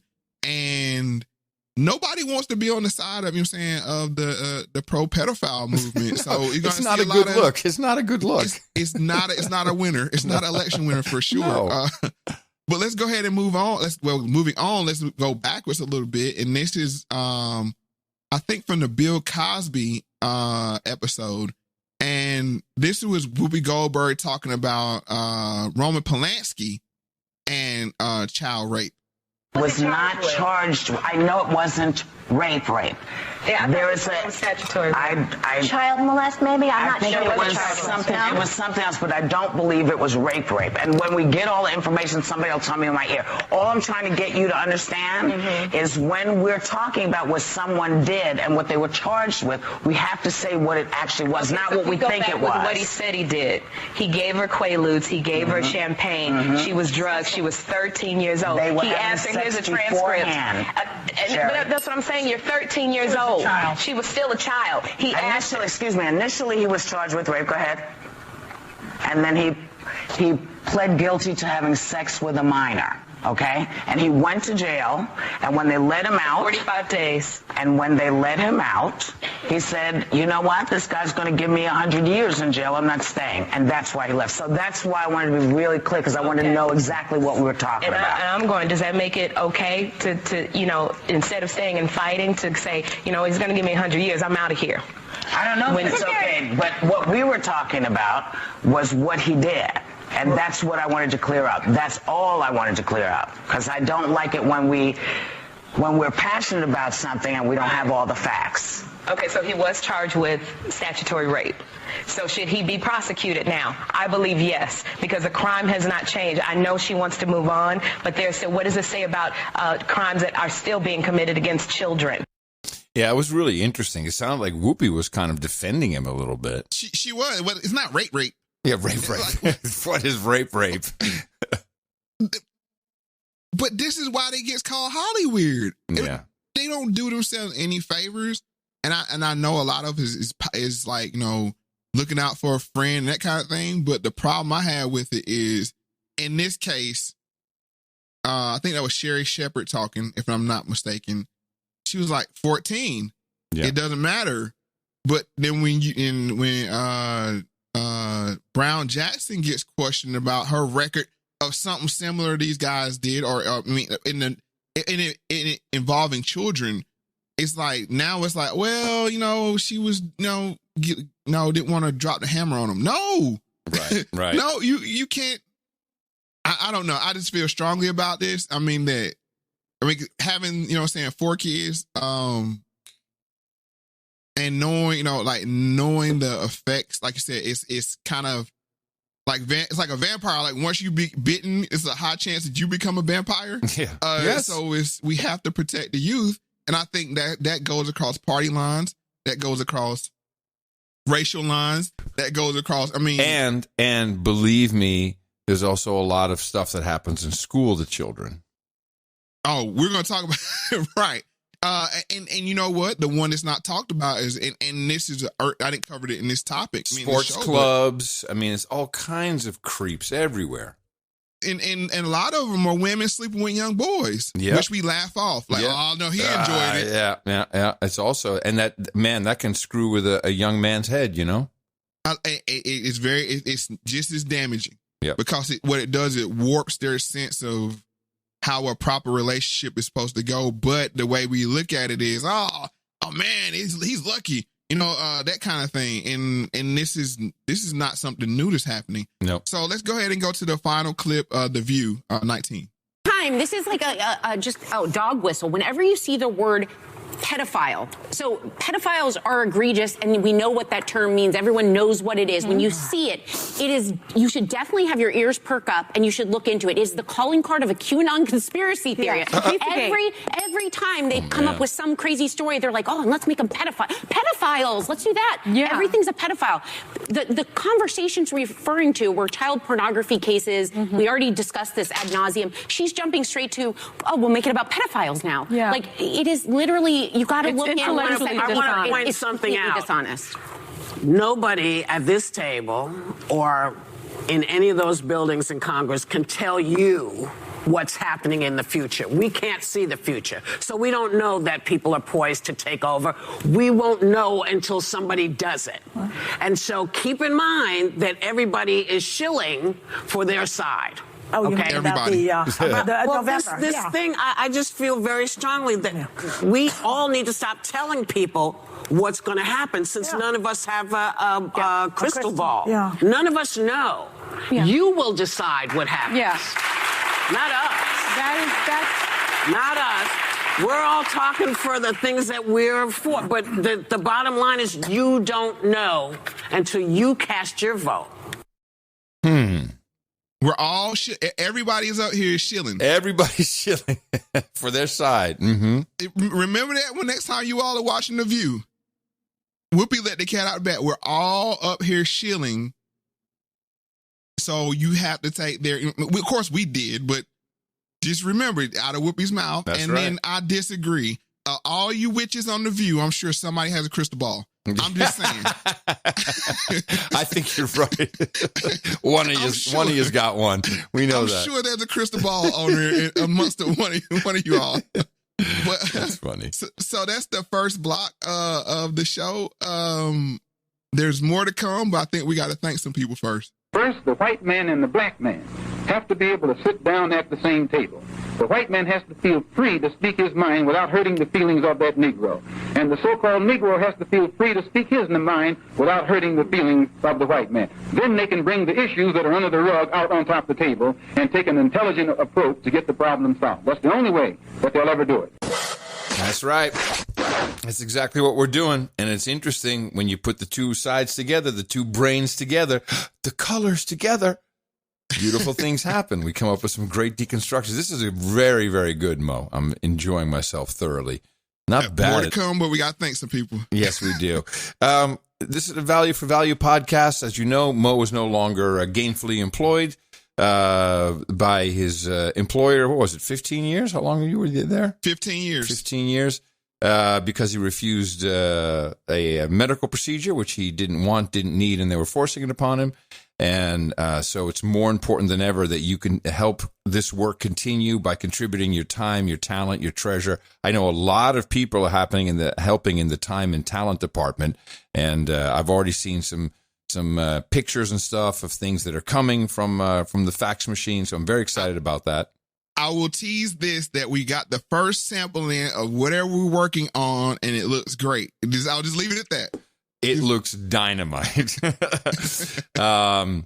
So you have that to look forward to. Of course, to keep the machine running, we do need your treasure as well, and that's where we ask you to support the show with whatever you think it's worth. And that's the beauty of the value for value model is, are you learning something? You know, what is that worth to you? Is it $5? $5 could be a lot of money to you. That's a perfect donation amount. You want to be $50,000? It's good too. I mean, it's anywhere, any amount, anything is accepted. You can do it through PayPal, through Cash App, also through boosting us with Podcasting 2.0 apps. We definitely encourage you. Venmo as well. Venmo, excuse me, yes. Encourage you to use a modern podcast app because Dreb Scott puts in chapters with images, and I think he also does some links. There's lots of extra added benefits to that. You can find one of those at newpodcastapps.com. Now let's thank our producers, our executive producers and associate executive producers for this episode. Of course, they are called producers because it's a real credit, because they really are producing the show. This is how it works in Hollywood, too. And we kick it off with, I would say, this is our big baller right here, Chris Bergstrom. Baller, shot caller, 20-inch blades on the Impala. Chris comes in with $621.67. Beautiful. He says, Sir Chris Vox checking in with some Moe money, less problems. This should get me to the 1K mark. Aha. Mm-hmm. Not sure if it gets me an invite to the barbecue, but all the same, I love the show and tell people about it every chance I get. Keep up the great work, Moe and Adam. Well, Chris, thank you. And this is title time, right? Yeah, so we're working on it. We're producing a segment for the Factz family, the Hall of Fame. There is going to be a celebratory segment to people that have crossed that threshold and some other things that come along with it. So once that's finished being produced, everybody, I think Chris is the first one that recognized that he's crossed that threshold. So that's beautiful, man. That's beautiful. I really appreciate that level of support. And do we know how far out this is, Moe, when we have the Factz fam stuff set up? Maybe a show or two. Oh, okay. So it's coming soon. One thing I want to do is just make sure that we took forever to figure out what we wanted to call it, and Hall of Fame, you know what I'm saying? Just like hit me one day. And then we want to make sure the segment is meaningful and it's not just something that we throw together. So yeah, so that it is coming very soon. and that means it's coming really soon. I'm excited. Right. We got one of my favorite donations, 234.56 from Lawrence Cornell. No note, but we do appreciate that support, Lawrence. Thank you. Matt Bernier, 223. And Matt says, for continued eye-opening value and perspective on the excellent Moe Factz with Adam Curry podcast, keep up the great work. Thank you for your courage. And thank you. Jonathan Riesman sends us a row of ducks, 222.22, and says, I'm in desperate need of a D-dead beating. Congratulations. You're no longer a deadbeat. And he says, I was going to buy some Bitcoin, but this show is more valuable. First of all, thank you for that. Second of all, why don't you buy the Bitcoin and then send it to us in Bitcoin? And that way, because we store all of our Bitcoin, all our Satoshis that we get, we store that. We don't touch it because that's the generational wealth exit strategy we're hoping for. Yes, that is the exit strategy. Yeah. Thank you very much, Jonathan. Noah Byrne, $200 for everything you do on Moe Factz. Shout out to Talks NFT, which allowed me to make this donation. Can I get some Moe Karma for my art team? Well, yes, of course you can. Very cool. You've got Moe Karma. James Chu, also $200. Keep fighting the good fight, James says. Prayers for you. Thank you. Same for you, James. Brandy Bledsoe, $150. Email sent from Mama B. Did you get an email? You know what? Mama Go ahead. B? I'll look that up. I saw the emojis and I didn't. Yeah, no problem. Yeah. I'll keep. Sorry, Mama B. I'll keep moving. Edwin Torres, 127, and said, what is this? He says 80.08 GBG, give blacks guns. I'm not quite sure. Is that 2 times 808? I thought it was boobs. Oh, well, it should be boob, yeah. Yeah, that's what I thought. But the number is 127, so that's odd. I don't know. Yeah, that's how it came through. I just copy them like they write them. By the way, I think so I don't know if he meant boobs. So I think I still I saw a renewal notice. I think I have give blacks guns. Was it .com? Let me see. Yes. If you go to giveblacksguns.com, it takes you to episode 42. GBG. There we go. Forgotten all and about as we that. see, we're gonna have to start GBGing it up a little bit here with everything that's going on with they're trying to take the guns away. So no kidding. There's Chad Farrow, our buddy Chad F, $100. Moe, he says, you've been killing it over the past few shows. I really enjoyed you on Hotep Jesus show last week, and your coverage of the Will Smith situation has been top notch. Sir Chad Farrow. Beautiful. Thank you, Chad. John Nunley, $100, says, keep it going, Mo and Adam. Monica Ferraccioli, I think, $100. And Monica says, I appreciate what you guys are doing and look forward to every episode. Each time you've either pulled back the curtain and blown my mind or validated thoughts I wasn't quite sure anyone else shared. Your work is extremely valuable, and it's about time I pay it forward. Thanks for breaking it down, keeping it real. Thank you, Monica. That's all we asked for, and we love that. Miguel Espinal sent us two $100 donations, so 200 collectively. Thank you very much for that. Yeah, and the note is doing what you do, King. And there you go, Mo. Kenneth Davis, $100. Active. Kennetha Davis, $100. Appreciate you, brother. Keep doing what you do. Alexander sent a letter, which I have here. It was an actual paper note sent to the P.O. box. Mm-hmm. Gentlemen, and the hits keep coming. Point of clarification. Now that you have a P.O. box, who do I make checks or money orders out to? Please post it to your website. Point of concern. I will not, under any circumstance, click on a YouTube video. I have deleted all social media, will not support big tech with clicks. I'm going to starve their ad revenue, and have a rapidly growing group of friends and family who have done the same. Sadly, as long as lost tapes only appear on YouTube, most everyone I know will never see or hear them. Is it possible to upload to an alternative platform so we can enjoy them? Keep up the great work. Mad love, Alexander of Middle Cascadia. Well, let me answer this. He had questions, yeah. And I have answers. Yes. One, you can make it out to Moe Factz because I'm not GoDaddy, but LegalZoom finally got my issue resolved with good. The LLC, so now I can cash all checks in the Moe Factz name. Two, he asked about a alternative platform, which I do have a Mirror BitChute channel, so you can catch all the YouTube content over there. It mirrors to Moe Factz on BitChute, so that's the solution. And hopefully, once Podcasting 2.0 allows us to go live, we'll start going live there with the lost tapes as well. Yes, and allow me to give you a little update on that. Yes, we've been testing the live, which we call LIT actually. Mm-hmm. It's an acronym for live item tag, but your podcast is lit. I thought that was cute. Lit sounds so much better. It does. And we've been doing that on Fridays with the Podcasting 2.0 podcast. So right now we only have one app that supports that, but it is pretty cool because it pings you and it says, hey, there's a live show coming up, and then when it's live, it turns to live, and then there's a chat room built in. Then we have a version of a super chat where you can send some money. In this case, it works through the Boost system on the Podcasting 2.0 platforms. And that works, and it also shows up in the chat, which is really cool. We have not yet put the video piece together. That is what we're working on right now. And just to add to your note there, Alexander, if you really want to stop supporting the broken systems that we live in, it's not just big tech that you need to boycott, but you also need to boycott the financial system, which is why we put this Bitcoin system into Podcasting 2.0, because that is truly where the deplatforming, that's the final stop, where they go for your wallet. See truckers support in Canada, see Russia, they're going for your money. So that's how we view it. And I think this summer before the summer we'll be up and rolling with the video, and you'll be able to mirror off to Podcasting 2.0.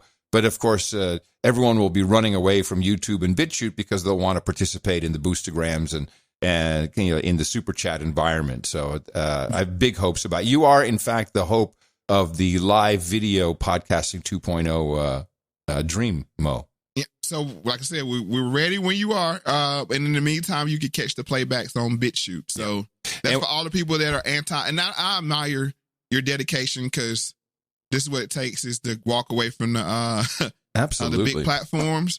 But as I tell people, YouTube is the mall of eyeballs. So like we got 100 more people off of being, over there just this couple weeks, just having that one big video. So, but the plan is, like my man TD Media says, to grow big enough to get off of YouTube, not grow big on YouTube. So that is the plan. Yes, because we don't want YouTube to own the audience. Oh, also, and let me make it clear. I am not monetized. I don't take any money from Google or anything. It's just that. No, you wouldn't be on there anymore. Exactly. They'd cut it off. It would be done. You would have had 3 strikes by now. No, actually, they would take my content, still monetize it, but just not pay me. Not pay you, exactly. By the way, digital sharecropper. You have done some influencing. Some of the apps now are also adding a little switch so you can see the Bitcoin number in dollars. There it is. That conversion, yeah. Kyle Mann sent $92 in support. Thanks for the good work and analysis, and thank you for the support, Kyle. That's appreciated. Colin Onifray. So here's the boob donation, 8008. Could I have a biscuit for my birthday, please? Well, of course, we got that for They you. always give me a biscuit on my birthday.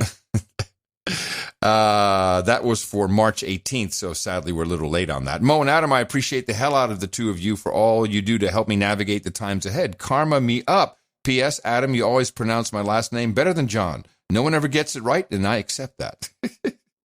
Sure, man, we'll give you some Mo Karma. Karma you up. You've got Mo Karma. 7979 show episode donation from Russell Rhodes, another No Ro Mo. So it came from No Agenda to Rogan to Moe Factz. I haven't seen that combination That's before. a new one. I know. It's a new one. Love learning the history they never taught in school here. Keep up the great work. And for the billions recommendation. Sure. Another 7979 from Anonymous, who says Anonymous enjoys the show. Dame Girl Kyle. Dame Girl. Oh, man. Now I forget how we're supposed to pronounce it. Thanks and love you guys. I think it's Kyle because we want to say Kylie. I think it's Kyle. Dame Girl Kyle. Dame Girl Kyle. Dame Girl. DGK. There you go. That's how I'm going to call you from now on. Mm-hmm. Hey, DGK, how you doing? Thank you very much. You are show episode donor. Charles Prestia, Sack of 7, 7777. Listener since episode 1. Appreciate everything you've shared. I'm No Agenda Knight, so I got it in on the ground floor. I feel extra connected to the content because I grew up in Cary, moved to D.C. proper for 8 years, and now live in Old West Durham. Please de-deadbeat me. Congratulations. You're no longer a deadbeat. I've been put off donating because of my chaotic circumstances. Can no longer let the good work be unpaid for. Thank you, and thank you, Charles. Joel Rice, also Sack of Sevens, donation to Moe Factz with Adam Curry. Appreciate it. Edwin Torres, 66.66, a GBG jingle. Do we have a GBG jingle? Yes, we do. Hold on a second. It's not actually GBG, is it? Yeah, I guess it is. Oh, man. Do we have a ballot? Is that the one? That's the one. Perfect. I've forgotten all about that. There you go, Edwin. By request. Brandon Shipley, $60.88. No note, but we appreciate it. And that wraps up our executive producers. Now our associate executive producers. We got Andy Benz with $50.05. Returning the value. I've been re-listening to old episodes while training for a marathon. And if your schedule holds, I'll be hearing this note while actually running the marathon. Nope, sorry, we probably screwed up the schedule. Love what you two are doing, by the way. Thanks, and thank you, Andy. Hope you won. Yes, and I wonder if that would make you run faster. Jody White, $50 and a penny. Mo, Jody says, I absolutely love the show. I'm so glad I found you guys through Adam, who I found through Glenn Beck. Well, there you go. There's a. What is that? It's a GB. Oh, interesting. So it's a GBNA Mo. It doesn't work. I don't know. We got to come up with one. Whatever it is, it works. I love all three shows for very different reasons. However, this pod brings me more hope in true humanity than anything I've ever heard or read in a long time. I watched a documentary on eugenics, and while a while back, and this podcast gives me hope for the future of everyday Americans, black and white. Thank you for your candor and openness, and tell my bestie Adam thanks for all he does as well. I'm still trying to work out the Bitcoin stuff. All the best, Jody. It's okay, Jody. You'll figure it out. I recommend trying the Breeze app, BREEZ, or the Fountain app. A lot of people find that easy. If you've never used Bitcoin before, it makes it much easier for you. Scott Porter, $50. Mo, you and Adam make a great team. Keep up the good work. Just some health karma, if you please. Health karma always available. you've got Mo Comer. Lisa Fodge sends us $50. First donation, more to come. We've learned so much listening to your conversations. Thank you. Cheers to bringing those issues out from under the rug. Well, we're just following the words of Malcolm. Just have the two sit down together, and that's the only way we figure stuff out, and we're doing it in real time. $50 from William Taylor, Associate Executive Producership for him. Thank you for the knowledge. Keep on keeping on. Hig Hawker. Daryl Cook. What's up, fellas? Just want to send a little love. Keep banging them out. You got it. Thank you very much. $50. Tracy, happy St. Patty's Day. $50. DJ E. Montagne, $50. No note. Thank you, DJ. Janice L'Olivier. L'Oliver? No. Oliver. See, I'm in the French mode. Janice L. Oliver. There you go. Thank you, Mo. God bless you and your family. Thank you for sharing the wisdom, love, and light. P.S. Please de-deadbeat me. Congratulations. You're no longer a deadbeat. We appreciate that very much. And before we close out our segment, because that's it for the Associate Executive Producers, we do have some boostograms that came in. We have 11,111 Satoshis from Orchard Frog, and or Orchid Frog says boost, and that's Todd from Northern Virginia. And then we have an old favorite on the show. Ladies and gentlemen, I present the Grand Duke of the Pacific Northwest, Sir Dwayne Melanson. Yes, Grand Duke Sir Dwayne Melanson with 10,000 Satoshis. And he says, the Open Society episode's fantastic. I especially like the thoughts on how we are programmed to love or hate or ignore people and causes as a society. Crazy stuff. Along those lines, I found a way to mess with people's heads the other day. My neighbor was asking me who I'm going to vote for in the next governor race, and I told her I didn't know yet and that I was a libertarian. She said, well, do you tend to lead toward Democrat or Republican? I just said, I think there are fine people on both sides. She froze up, didn't know what to do. Priceless. That's a good one. Sir Dwayne. Abel Kirby with 8888. You can't skip over the Elders of Zion doc. Was originally titled The Antichrist. It's a Catholic meme, which is weird because of the Russians' relationship with the church of that era. Remember, the Pope supported Napoleon. Interesting. The more you know. We have Dave Jackson, a famous podcaster with 5,000 Satoshis. And he's famous for the School of Podcasting. He has taught tens of thousands of people how to podcast throughout the years. Early on, Dave says. And he says, first-time listener, I had no idea Henry Ford was such an asshole. Subscribed. Go podcasting. Well, you need a de-deadbeating, brother. Welcome to the fam. Congratulations. You're no longer a deadbeat. Couple more boostograms. Dave Ackerman, 5,000 sats. Value for Value, episode 78. Thank you, Sir Doug, 4,400, enjoying this episode. Keep up the good work. Nomad Joe, 4,112. Greetings from the road.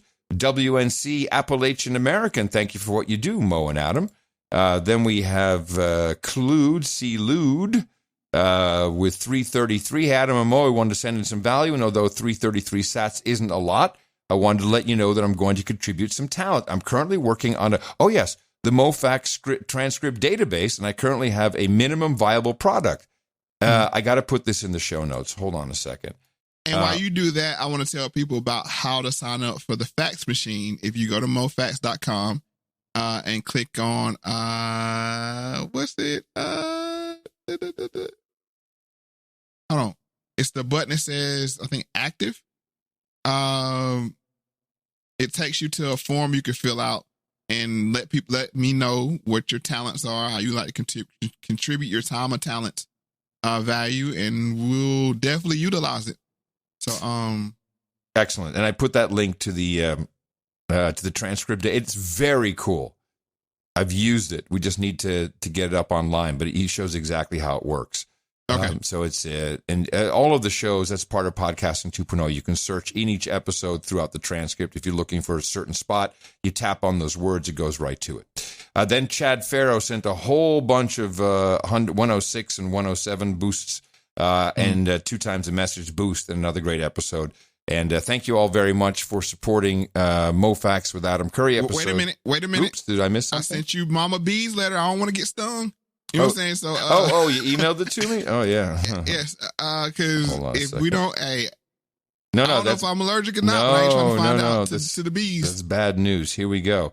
And for let people know, it is take action button on the MoeFactz.com.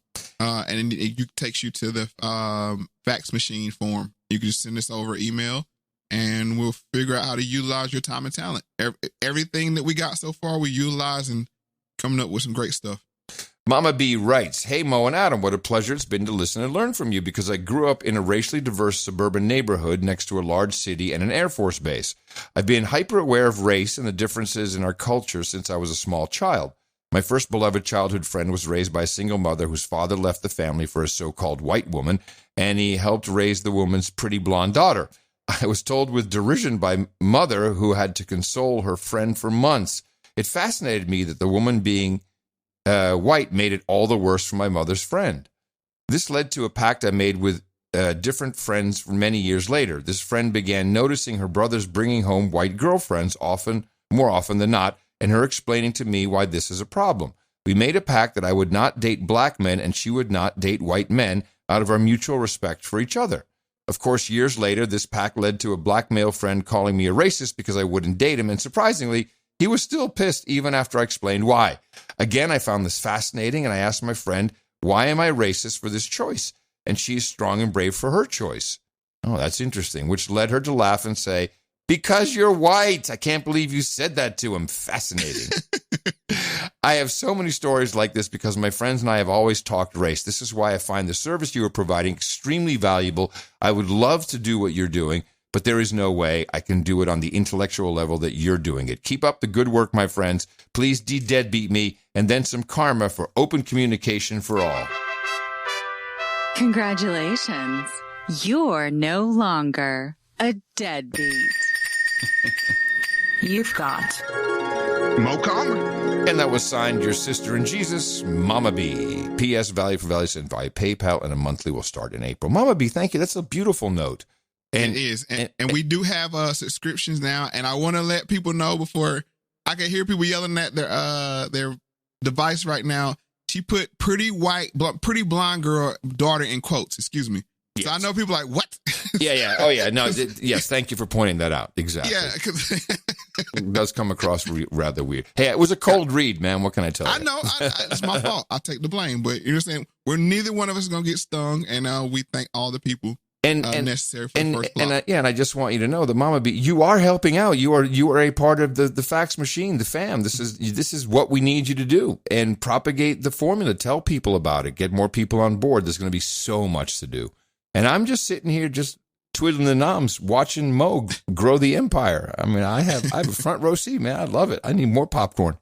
That's it for our, as I said, our Boostergrams, our executive producers, associate executive producers. We'll thank a few more people before we're done with the show. And again, thank you all for supporting episode number 79 of Moe Factz with Adam Curry. All right. So we talked about Pizzagate in the first block, but I think we need to go back a little bit because you didn't have your goggles on, and you stated a factual point that she was the lawyer in the sentencing the guy that showed up in the Pizzagate pizzeria. I mean, what was it? Ping Pong Pizza? Comet Pizza. Excuse me. Comet Pizza. So let's go back, refresh people's memory or people that may not have heard the story. Let's go ahead and go back and play clip 21. One of the big surprises of the presidential campaign was the explosion of fake news on the internet. Fantastic tales that some believe to be true. Well, Chip Reed reports that one phony item led to a dangerous situation in Washington. 28-year-old Edgar Welch was arrested in Washington Sunday afternoon outside Comet Ping Pong, a popular family pizza parlor. D.C. police say Welch fired at least one round into the restaurant floor with an AR-15 rifle like this one on his Facebook page. No one was injured. Police say Welch drove all the way from North Carolina to self-investigate Pizzagate, a fictitious online conspiracy theory. Pizzagate started on the internet shortly before Election Day, when right-wing sites that make up fake news spread rumors that Hillary Clinton was involved in a child sex trafficking ring in D.C. Court documents say Welch read online that the Comet restaurant was harboring child sex slaves, and he was armed to help rescue them. He surrendered peacefully when he found no evidence that underage children were being harbored in the restaurant. Pizzagate has been pushed by Michael G. Flynn, son of retired Lieutenant General Michael T. Flynn, chosen by President-elect Trump to be his national security advisor. The two were seen together at Trump Tower last month. After Welch's arrest Sunday, the younger Flynn tweeted, "Until Pizzagate proven to be false, it'll remain a story." So Yes. I have the article here from ABC News, and as you stated, she was the judge that sentenced him. And I have a quote here saying that Judge Ketanji Brown Jackson called it the extent of the recklessness of the defendant's actions breathtaking. As she sentenced Welch on Thursday, Jackson said that she had no reason to doubt that Welch thought he was being helpful, but said she could not overstate the concern that other people will see what you have done and will be inspired by it. No matter how well intentioned, people are not allowed to take matters into their own hands, she said. Upon his release from prison, Welch will receive mental health assessment and was ordered to stay away from Comet ping pong. And then another part of the article says that he'll get 4 years in prison and then another 3 years of supervision after release. Right. It's kind Why of does she have the same skewed. approach? Yes, kind of skewed, isn't it? The guy that wants to save children, you give him you throw the book at him because of what could happen and who he can inspire. But the people actually harming children, go lenient on them. I found that to be strange. And let me make one point clear here. I'm not sure if this guy that showed up with an AR-15 in the middle of D.C. walks into a pizzeria was not part of some kind of limited hangout or some way to stymie the interest in Pizzagate. Because I just found that weird. Like, if you're going to investigate, you're going to put a sidearm. If you're there to actually truly do an investigation, and this is just from my perspective, you're going to put some small carry in to go inside there. But you walk inside a DC pizzeria with a big old AR-15, that just seems like that played into all the talking points. Yeah, that's a good point. And I don't think they mentioned in that report that he discharged his weapon. And that was really the problem. That's the other thing is, like, if you're trying to look for missing children, going inside with a long rifle and letting off shots, you definitely, I don't know. He just gave me the vibes of maybe some kind of a crisis actor or something. I mean, that's just just a possibility because it just seemed convenient because that kind of threw a wet blanket over the whole Pizzagate talking point. It did. So I remember this. By the way, he got out of jail last year. So he did the time. Yeah. Yeah, that's weird. Like, I don't know. That was. It just seemed convenient to me that somebody would show up. Yeah, like I hear that. it. Well, he also did that video when he was on his way, and there was a lot too. there. There was a lot going on there. Yeah, I'm doing this for the kid, doing it for my kids, and if I don't come home, girls, that kind of thing. I'm like, well, this is. Yep. It reminded me of the guy that I think he threatened to do something at the White House against Joe Biden, and he had the strong Southern accent. And I'm coming for you, Joe. Oh yeah. It had that same vibes to it, so it was just the guy that said he was going to blow up his car or something. He had right. Yeah. This at the same time it was conveniently came about. There's all kinds of convenient things.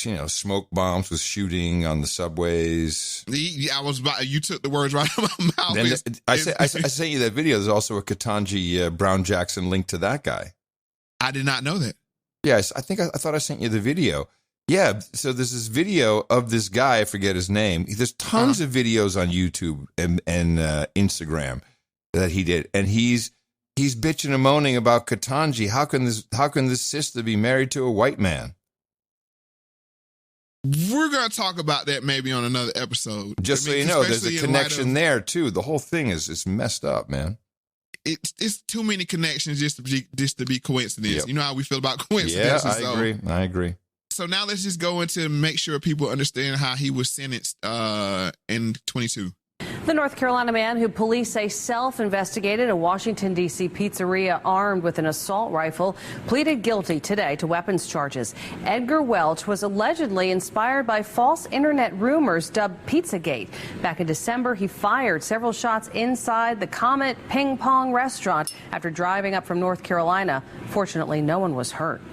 Yeah, right.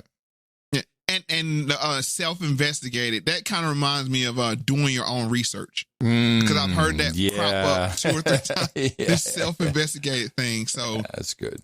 One of the legacies from that whole Pizzagate thing that happened, or one of the memes that had legs, was the $65,000 hot dogs. Do you remember that? No, I don't think so.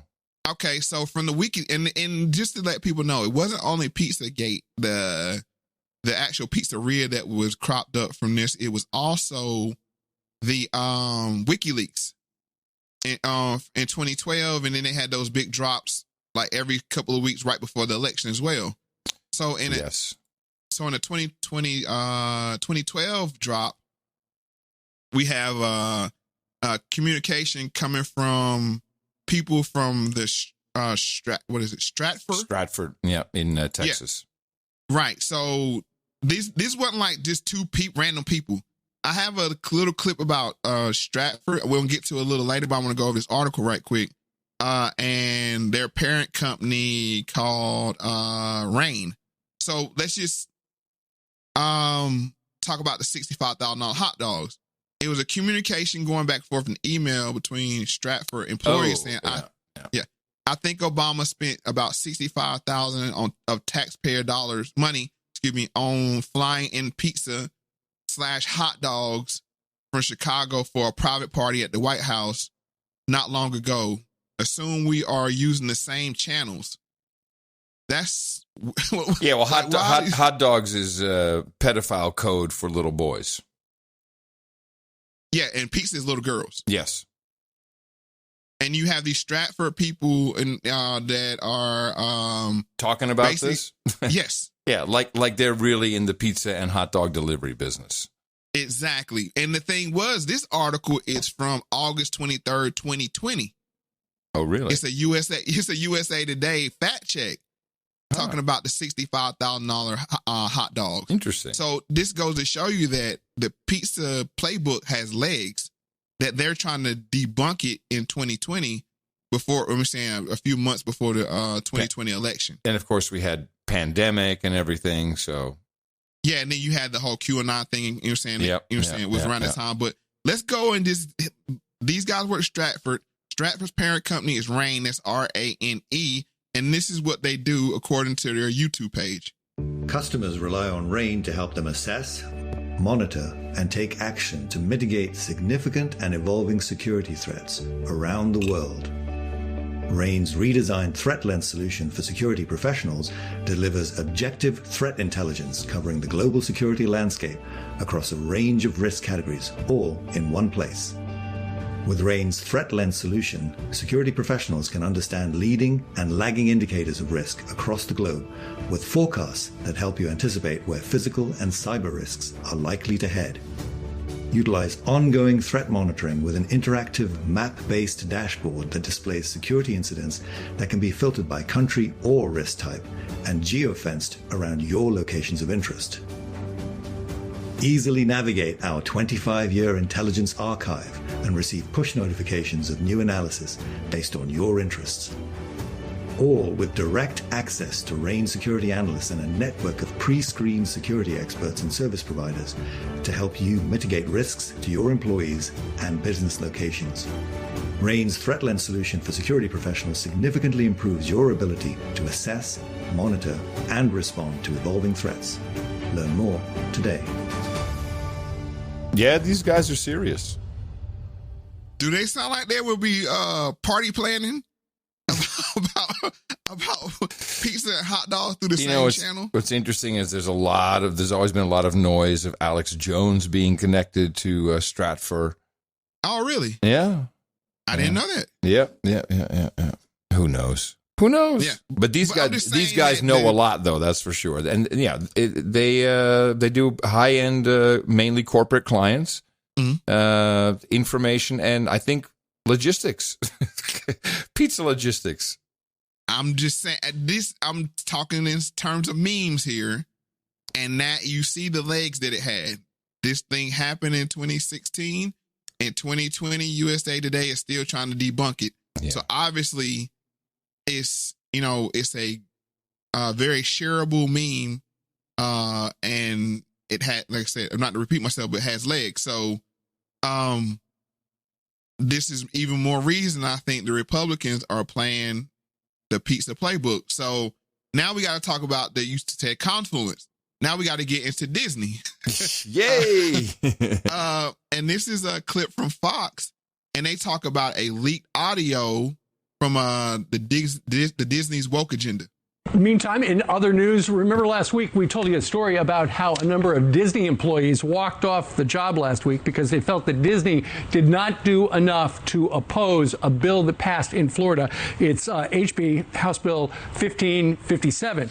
And what that bill does, because it has been signed by Governor DeSantis, is it prohibits teachers from providing instruction on sexual orientation and gender identity to children between the ages of kindergarten and third grade. So they just don't want teachers talking to kindergartners, first, second, and third graders about sexual orientation or gender identity. So that we knew for sure because that was in public where they walked off the job. But now Chris Rufo, a journalist, posted on Twitter some videos that show pretty much exactly what Disney behind the scenes is thinking. Watch this. With Roberts and like our leadership over there has been so welcoming to my not at all secret gay agenda. And so I feel like I felt like it was, maybe it was that way in the past, but I guess something must have happened in the last, they're turning it around, they're going hard. And then all that momentum that I felt, that sense of, I don't have to be afraid to let's have these two characters kiss. Let's in the background. I was just wherever I could, just basically adding queerness to if you see anything queer in the show, I'm proud of it. But I just was no one would stop me, and no one was trying to stop me. So it's not an at all secret agenda anymore. Yeah, there's a number of these videos. It's really interesting. and this really goes back further, Mo. This goes back to your neck of the woods and other places around the country with school boards and with parents showing up and saying, hey, by the way, besides this masking and shitty online education, what's this stuff you got in the library? Yeah, and that was the whole critical race theory thing, right? They tried to wrap a lot of this, LGBTQ stuff into critical race theory, and the parents sniffed it out, and the whole transgender bathroom thing that ended up poorly in Loudoun County, where one of the students ended up attacking another student. That was I got to be honest, that was the final straw for me with Obama. Yeah, second term transgender bathrooms. Right, and then the point that we're going to push it down push it on you. And it was, this seems like an agenda, but when you would say that, no, you're just being hateful. So now when it starts to surface, I'm sure you've seen the video of the San Francisco choir, men's choir is we're coming to get your children. It's what? No, I didn't see this. You haven't I feel so bad I didn't include this. I have not. That sounds great. Oh man, maybe we can play the next clip and then maybe you can find it because I assume it's been so widespread on social media that these guys are singing we want to corrupt your children and all kind of stuff, and then they went to go as the internet does, who are these guys? And a lot of them had child abuse records. Oh, really? When did this break? Because this was months ago. Oh man, there was probably doing some other dumb stuff. No, I'm just telling you, this is the momentum that's been building on this. Like you said, the Loudoun County thing with the kids, the Hunter Biden laptop. Now you have Ketanji Brown Jackson, her confirmation and this lady with pedophilia. Hold on a second. Here it is. But you're just frightened. This? You think that we'll corrupt your kids if our agenda goes unchecked. Funny, just this once, you're correct. We'll convert your children. Happens bit by bit, quietly and subtly. Oh, man. And you will barely notice it. Just holy crap. Thanks for pointing that one out. That was like the crescendo of it. It's like, I wonder what was happening that I missed that entirely. Well, they probably suppressed it so much. Because soon as, you wouldn't have seen it on any major social media. They got it out of there quick, but the internet started looking to these guys' backgrounds, and a significant number had child abuse things. And this is that slow release of, yes, we have an agenda.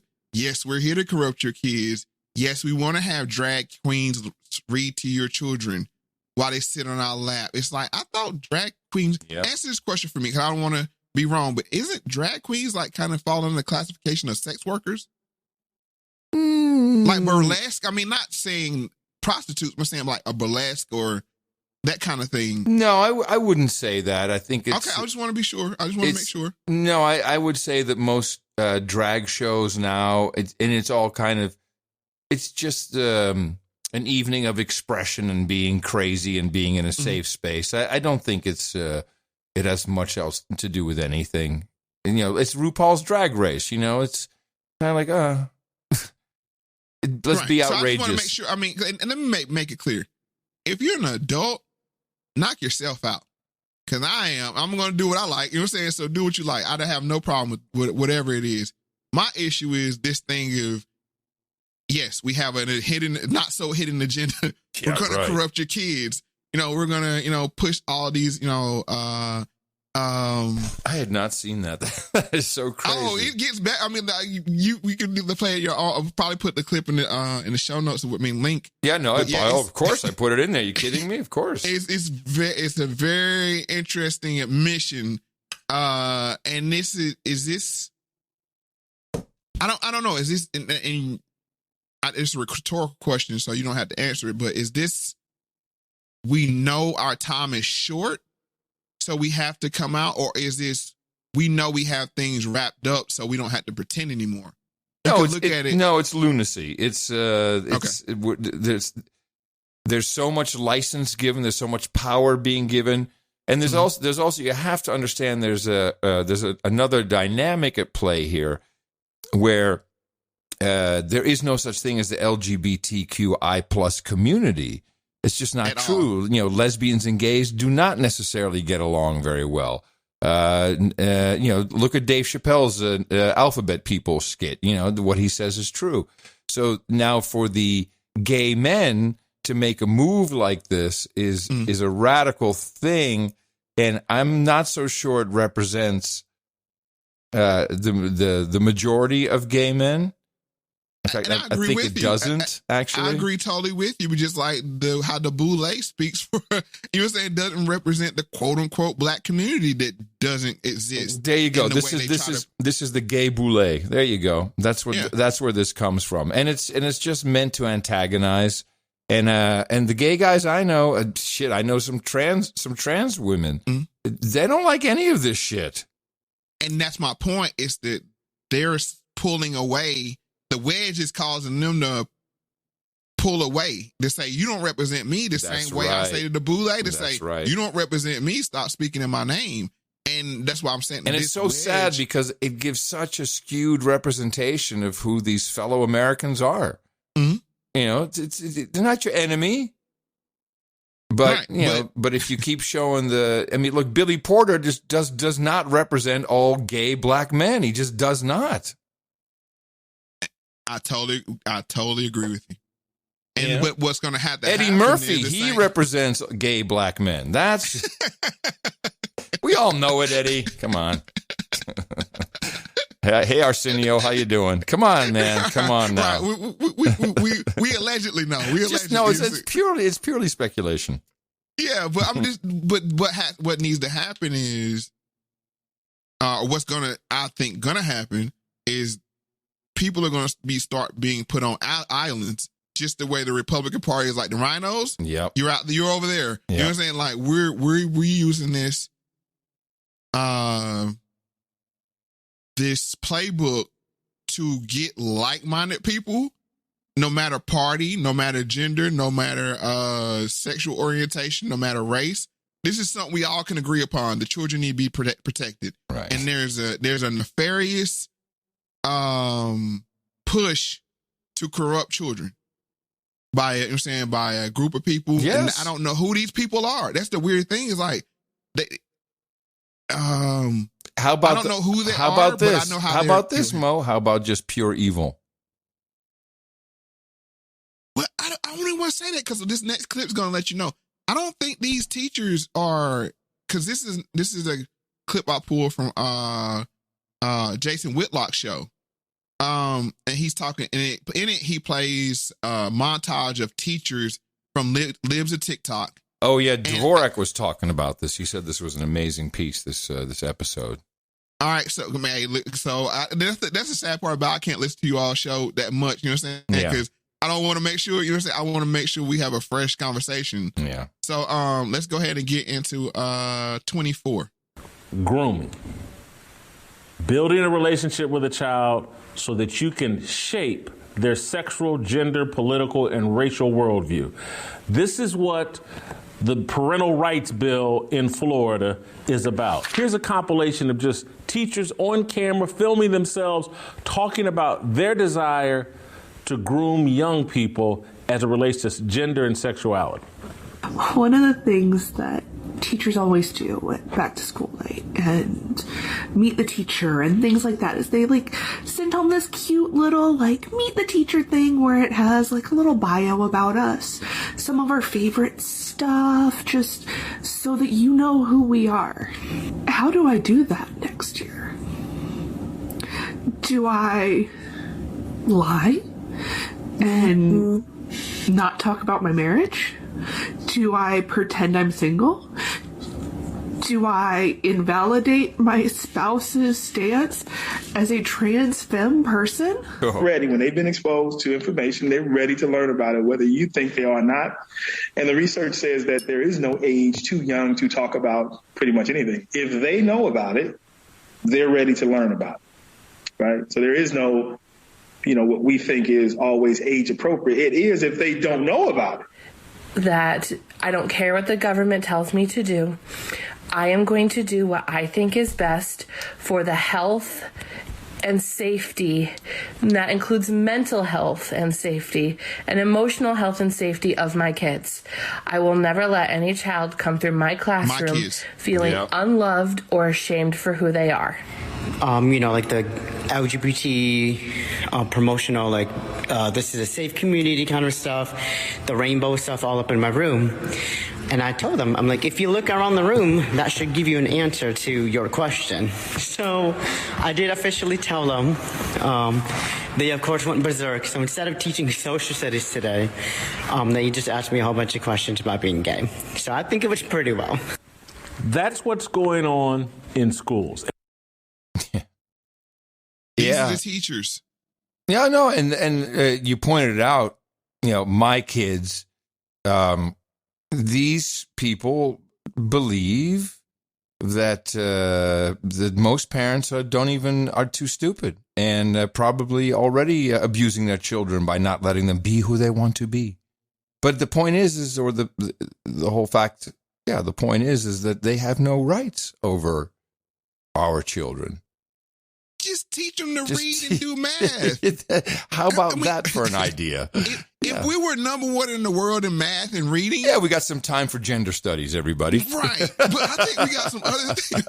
We got some other things that we need to be doing. That we need to be teaching. Yeah, how about basic economics and some actual history? You know, how about civics? There you go. It's a bunch of stuff, and this is K through 3. I mean, I don't think this bill goes farther enough, but I mean, we're talking. And then one guy was in there, and it's kind of disappointing that you're saying. He was a brother. He's like, I don't think there is age.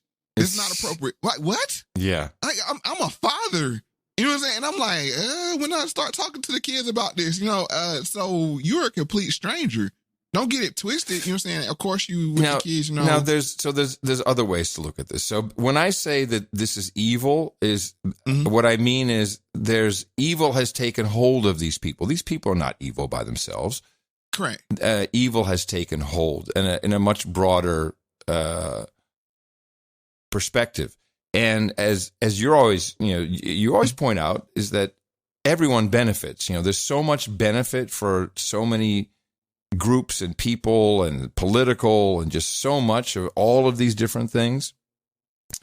But if you go back in history, there's been many times, and the most recent one, as far as I know, was the Weimar Republic, just before the big hyperinflation, and this is Germany, and people were going out with wheelbarrows of cash to get some bread before, World War II. It was a very similar situation. Camille Paglia talked about this recently. That's how I was reminded of it. And people were flamboyant and cross-dressing, and there was some transgenderism. And just, it's when society loses the plot, really. Because the parents who are now being coerced into this by the scholastic system and the media and everyone telling me, hey, it's good and it's important. It's for, you hear this woman, it's for the children's health that they can be who they want to be. Yeah, absolutely. I used to play with dolls, and my sisters played with some boy stuff for a bit, and you switch it around and let the kids be who they want to be. But there's a whole enforcement mechanism, right down to the child in California won't even have to have parental agreement to start, on like hormone blockers. This is a society, is just as you say. We're not back to the basics of just, let's learn how to read and write and some general skills to be productive members of society. No, we've lost the plot, and we're just all about the crazy now. Right, because let's be clear, it's not about just a conversation. It's about, do you feel like, to a little boy, do you feel like a girl sometimes? Or, that kind of thing? Oh, yeah. Would it be cool to be a girl? And then he's like, yeah, I mean, I guess. And they're like, he's transgender. Let's go and get him on some. And I've read the books, Mo. I've read the books that parents are recommended. My child is transgender, what to do. And 90% of that book is all about the politics and the neighbors and the school. And it's very little about the child. And we know some friends of ours have transgender children. Some not doing so well. I've seen a lot of this from many different aspects. And it's for sure, there are people who have transgender, who have gender identity disorder. Ali Jade is the official tranny of the No Agenda show. She's very specific to explain her path, and it has almost no bearing on what's happening today. It is not responsible. And it's the same. I feel the same way about critical race theory. That you don't take, and there's some parallels there. Because remember the abolitionists? Remember Kevy? Yes. The abolitionist? Yeah. How he went off to school and then he came back in the classroom and he wasn't literally teaching critical race theory, but he was teaching from that lens. Mm-hmm. I think these teachers are the same way. They went off to school. Yep. They sat in these gender study classes. They get this certain lens that they see through. And then they come and want to shape their children with it. And that makes me think of a Melissa Harris Perry. Good prime example, yes. Right, that your children don't belong to you. They belong to us. And I'll finalize what I'm saying on this point is, at the end of the day, the depopulation people win.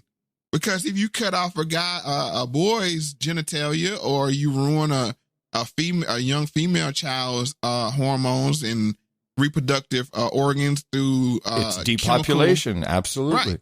I have the Melissa Harris Perry clip from Let's go and get to it. 2010. We have never invested as much in public education as we should have because we've always had kind of a private notion of children. Your kid is yours and totally your responsibility. We haven't had a very collective notion of these are our children. So part of it is we have to break through our kind of private idea that kids belong to their parents or kids belong to their families and recognize that kids belong to whole communities. Once it's everybody's responsibility and not just the households, then we start making better investments. And again, that's 12 years ago. Yeah. And at the same time, we had Obama, and this is why I said Obama, Brown Jackson is Obama's pick because he was pushing this when he got in. He put in Arnie Duncan, and Arnie Duncan before he got in, he was trying to start a safe gay school in Chicago. You're right.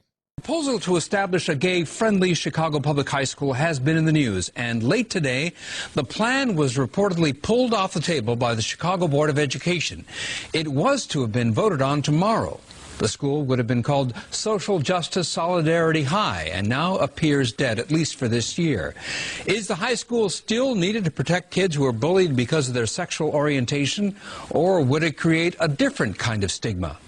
Joining us to talk about the proposal are Katie Hogan, a design team member for the proposed school and chair of the English department at the existing Social Justice High School. And Katie, beginning with you, obviously the first question is, what happened today? I think that you need concrete examples, you need good practitioners, and in order to do that, you need a space where educators can grow, receive training, and spread that out across the system. That's what Social Justice High School has done with social justice teaching. And since we have a model that works, let's replicate it in 2010 and continue the fight. It's not over. So your expectation is to resubmit this proposal next year? Absolutely. We're going to resubmit it stronger. We've gotten full support from Arnie Duncan. Again, this is not the Chicago Public Schools saying we don't want this to go through. This is our design team wanting to make sure that we have the #1 proposal next year and that this school will open with a great reputation and great expectations and more community involvement than ever before. I get a little mad at myself when I hear this. There's so many things that happen when we're focused on other news that also needs to be deconstructed, like the headline. And you know that there's stuff going, like, you know, the slap heard around the world. You know, there was so much stuff that happened in that week that we just didn't catch that's going to pop up sooner or later. Something just bugs me. It's good to go back. And I have a luxury of going down one rabbit hole at a time. I mean, you were saying John have to cover so many topics. Yeah. You know, for the product you all create.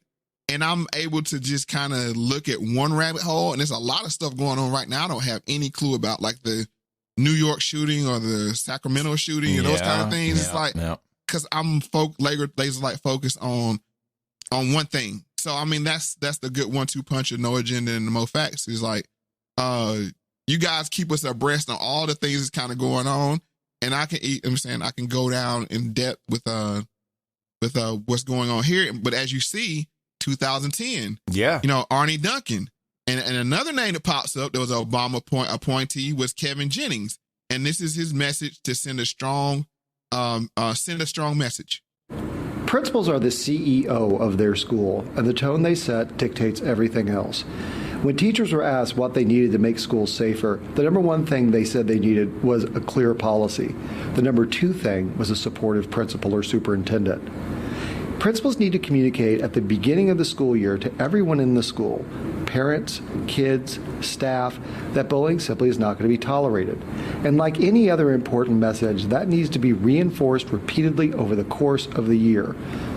If principals show leadership, if they use their voice, and if they stand behind teachers who intervene when bullying occurs, we're going to see much greater action by staff. We're going to see students stepping up to the plate and intervening and being upstanders rather than bystanders, and we're going to see bullying decrease. If principals are silent, what they are saying to kids who are getting bullied is, your suffering is not important to me. And what they're saying to staff is, this is something I don't really care that much about. Your silence is not neutrality. So, principals, you have an important role to play, and I urge you to take the role that you've been given as a leader and use it for good. Yes, silence is violence. So, yep, your silence is not neutrality. Another thing that we covered on No Agenda was the bullying laws, and this was again around the same time, and it was really miraculous because we were talking about, hey man, whatever happened to sticks and stones will break my bones, names will ever hurt me. And, so we were seeing the participation ribbons and all that. And then it was bullying. And then bullying, so that's where we got hate speech from. It came from the bullying laws. And I remember so distinctly, we were just like, how the hell can you make up a law against any kind of speech? It just didn't make any sense. But yet here it is. And now it's they say, hold my beer. That's right, exactly. and now it's actual hate speech. And so this all goes. This is well planned. Well planned. And it had big money behind it because remember Obama, Google, everybody, it only gets better. Yep. It only gets better. That was it was like all the big companies, kind of like now with the Black Lives Matter and woke. the LGBT. Yeah, it was the genesis of woke. Yes, it only gets better. And I was like, well, that's a weird statement. Like, what does that mean? Like, I mean, it only gets better. So I have a Hannity clip, and he talks about this guy, Kevin Jennings, and his associating with a nefarious group. We're calling for Kevin Jennings' resignation. The question is, will it happen? And joining me now to discuss this is Iowa Congressman Steve King. He also is asking the president to get rid of Kevin Jennings. Well, you just heard about the group NAMBLA. You heard about this guy that Kevin Jennings has praised, a guy that always inspired him, that was associated with this group. What are we to conclude? Well, I think we can conclude that President Obama's agenda and his associates and their fellow travelers have been appointed to influential positions in the United States government. But this is a breathtaking reveal that you've done here, Sean, to think that. I mean, I've said before that I think Kevin Jennings has got to be the poster boy for NAMBLA, but to understand that he has also endorsed Harry Hay and at least referenced his association with him, that tells you that at least they support him and his lifetime agenda. As now he's supposed to be the safe schools and drug-free schools czar. And to think that his lifetime work has been about the promotion of homosexuality within our schools and a lot of it within our elementary schools. And to think of this association, I can't imagine how the president can do anything if he cares about the values of America except simply fire him. And did he get fired? Because I don't remember. I didn't find it. I don't think so, but I couldn't confirm that. But for people that don't know what NAMBLA is, you want to say anything else before we get into this next clip? No. Let me just set this up a little bit then. This is from Howard Stern's show. And this used to get played frequently on his old show. Oh, yes. Oh, goodness. Right. Just to go show you how fast things have changed and how far they've changed. This is the NAMBLA phone message. This is NAMBLA, the North American Men-Boy Love Association. Creepy. In New York, the Horatio Alger chapter meets on the first Saturday of each month from noon to 2:30 p.m. For any other matter, please leave your message at the end of the beep. We'll call you back as soon as possible, but we'll have to do it in collect. Right. In the meanwhile, and if you're a boy, do not despair. Be true to your feelings. Times will change. So far they haven't. Your oppression will end. But if you're a man, be safe, be brave, and above all, be proud to be a boy lover. In either case, do call us again. Best time is in the evening between 8:30 to 10:30. Thank you. Man, that takes me back to my New York days. So old. So his message to the boys is times will change. Mm-hmm. We're in those times that he's talking about. We are. And then and this message to the men is be brave. And what's one of the things they tell them? I'm stunning and brave. I'm stunning and brave. Yeah. It's I need a shower. So, but I want to make one more point before we go. Thanks to more producers is in my studies for the last show's lost tapes on Soros, I ran across a Soros sister that I'm pretty sure we never discussed before. Her name is Amaris Ayala. And she is I believe Orange County in Florida, where Orlando. Mm-hmm. Hello, yeah. Disney. Uh-huh. Yeah, exactly. And then on her tweets, she has these 2 tweets, but she's a known. I gotta tell you the story. So they had this killer that killed one black woman he was in a relationship. He's a black man. Killed one black woman he was in a relationship with, and her unborn child. Right. Mm-hmm. Goes on to kill another black female police officer that was trying to arrest him. Another police officer dies in pursuit of him, and he shoots the first woman's brother and maims him. And it's like, no, I'm not pursuing any death penalty cases. Really now? Due to her allegiance to an open society and their views on death, on the death penalty. Man. And she's taking money from. It's verified that they pumped $1.3 million into a prosecutor race down in Orange and Ocala. I think it's called Ocala County. Mm-hmm. Yeah. And then now recently she's been tweeting, "Say gay." Say the names of every LGBTQ plus human being we lost to hate. Florida must not move backwards.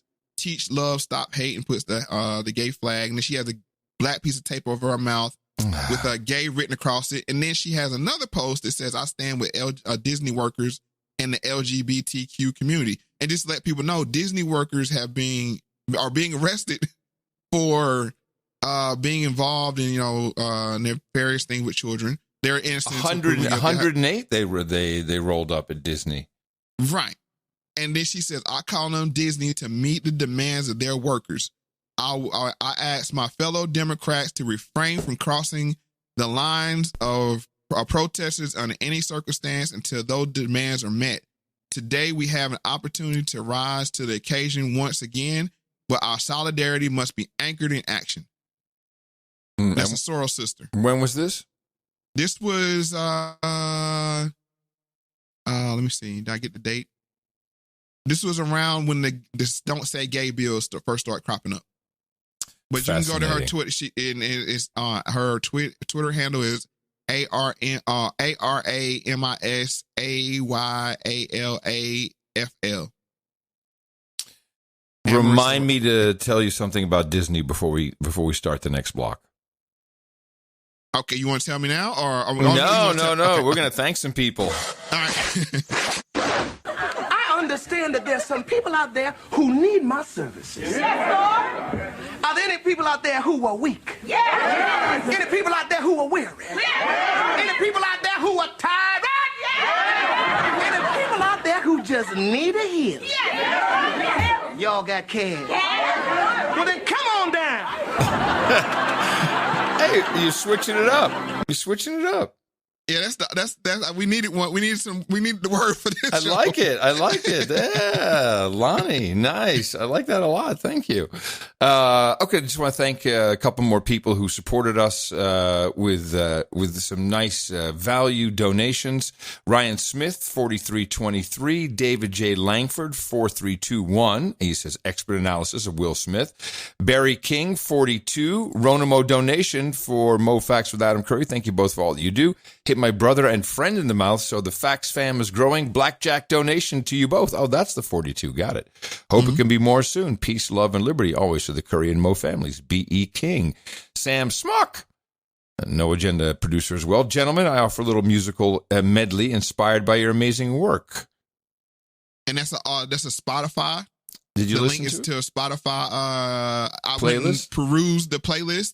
There, of course, 33 songs. And it's a nice mix of Moe Factz and No Agenda songs. So it's Very interesting mix. Really? Okay, hold on a second. Let me just put this in the show notes. It's going to be a big-ass show notes today. There we go. Okay, we continue with Daniel Fletcher, $35. Thank you. Thank you.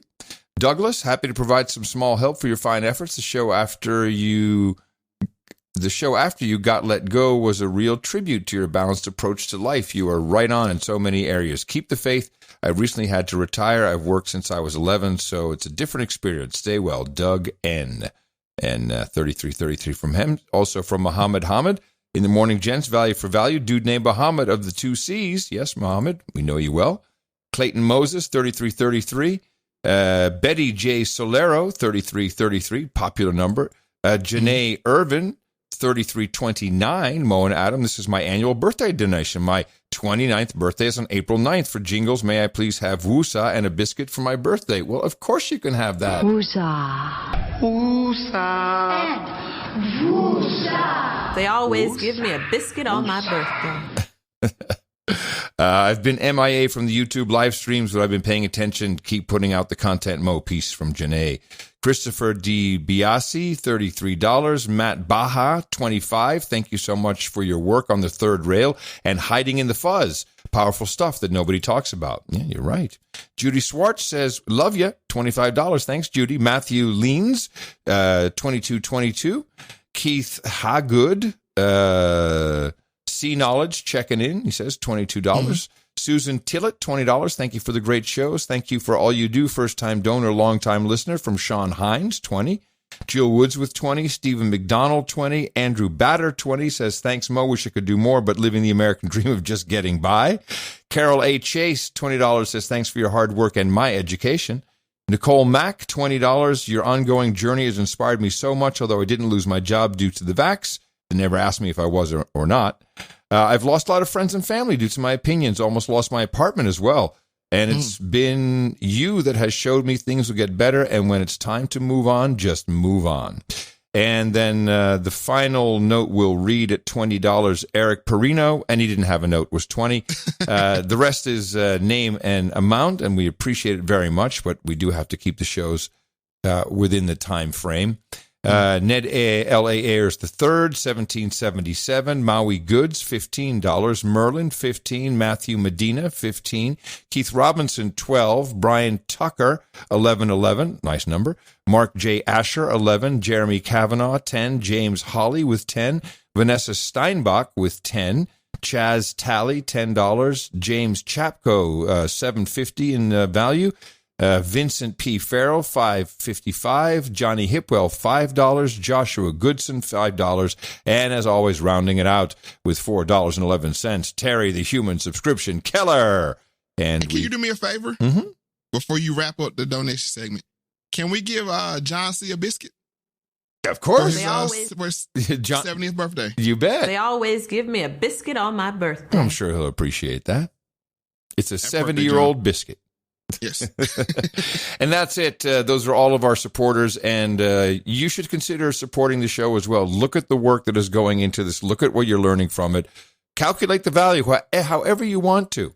That's the beauty of it, and just put that into numbers and send it off to us. You can go to mofactz.com to learn everything about the show, and of course we have a donation page, which you can also get to directly by going to mofundme.com, MOEFUNDME.com. And thanks again for supporting episode 79 of Moe Factz with Adam Curry. You want to tell me something about Disney? Yes. Disney, if anyone's interested, and I'll see if I can find it for the show notes, but it's so disturbing I don't even want to do it. They have been in the child sexualization business from almost day one. You can do a search, probably on YouTube, for early Disney sexualized children movies, and it's horrifying. We're talking 5-year-olds dressed like strippers, 5-year-old boys paying them to touch them. I mean, it's all Disney, and it goes right through Shirley Temple.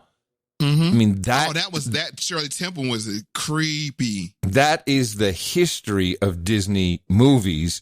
And I'm sure if you really go all the way back, you'll find more, probably back to Steamboat Willie. But it has always been a very, very, very creepy company. And in that since regard. you brought up Steamboat Willie, aka Mickey Mouse, if they're able to get rid of that copyright protection, that will be the death blow. Oh yeah, that will be the death. I mean, because everything else unravels for Disney after that, and I think that is maybe a target of the anti-Disney people. It always has been. It always has been. You bet. You bet. So, because that also frees Florida. Because what you want is you want China to get a hold of to be able to do all the Disney stuff. Because first of all, they're nuts about it, and they'll crush Disney. Yep. I might be selling the Mickey Mouse T-shirts. Hell yeah. Repurpose it. But the fact now we're down and talking about Disney, and I want to go through these next clips, and it may be a Space Jam reach, but you let me know as we go through them. Okay. But they had a movie called Zootopia. Have you ever seen this movie before? I don't assume you have because it's a children's movie. Sounds familiar, but probably not. Okay, so the basic premise of the movie is all these animals, predators and prey, live in harmony together until they don't.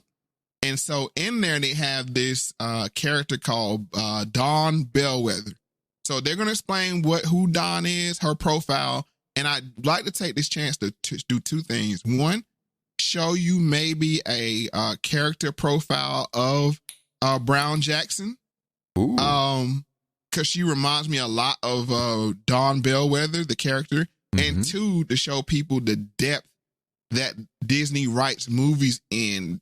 A lot of times people think they're children movies, but there's so much nuance there that I think impacts the parent and the child. We always talk about the impact to the child, but it's also impactful to the parent as well. So let's get going down with these clips. You let me know if I'm reaching or not, okay? All right. Dawn Bellwether tactfully brings Zootopia to its knees and rises to power by bringing fear into the city.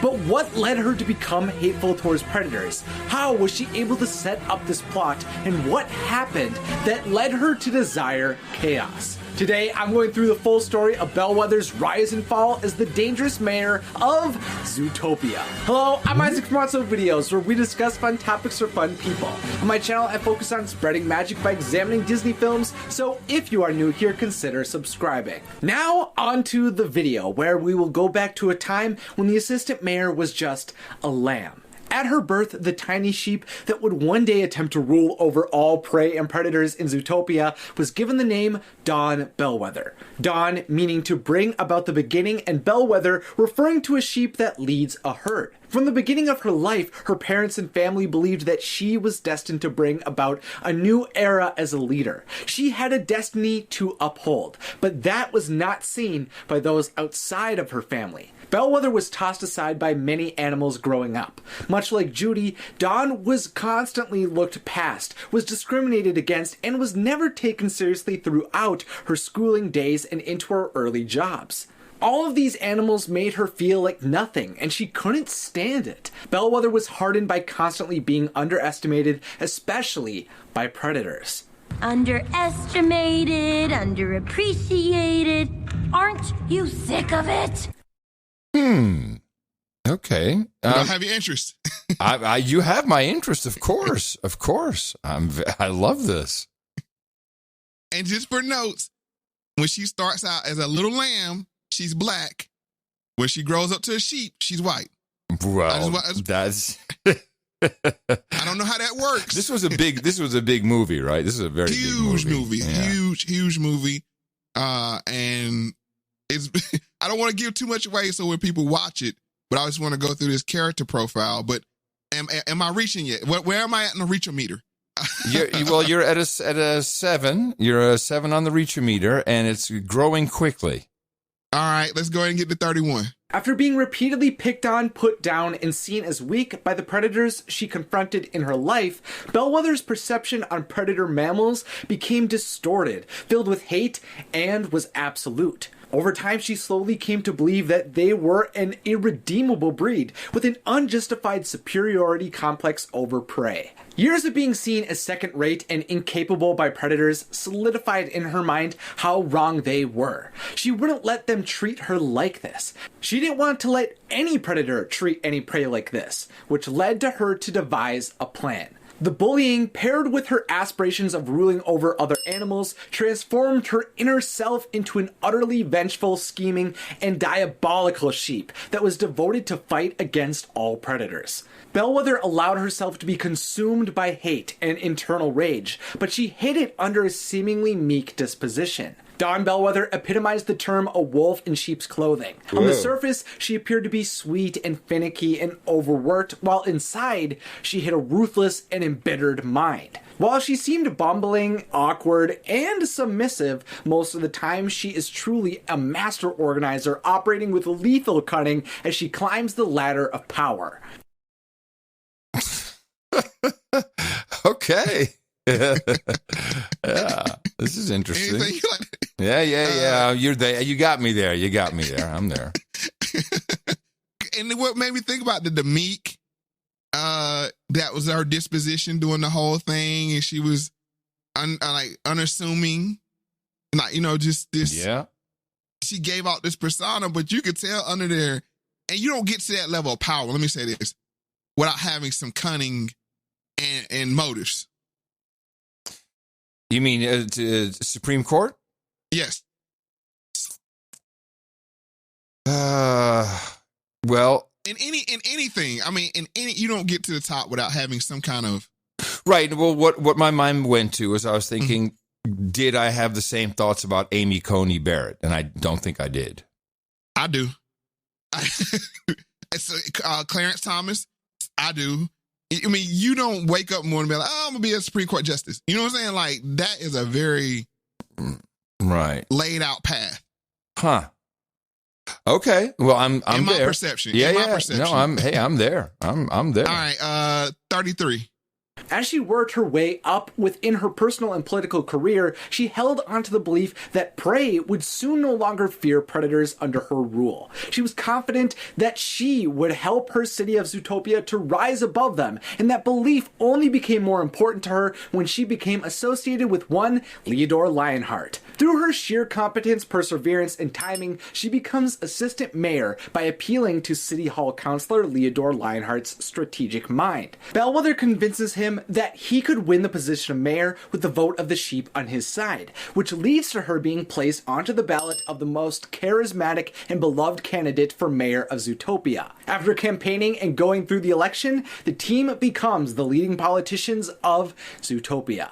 As the heads of the city, Lionheart serves as a mighty leader with genuine pride in the unique community that is Zootopia, while Bellwether is mainly just tossed aside. Similarly to the many predators who had hurt Dawn before her, Lionheart was impatient and intolerant towards even the slightest mess up by Bellwether, which often led to her being humiliated.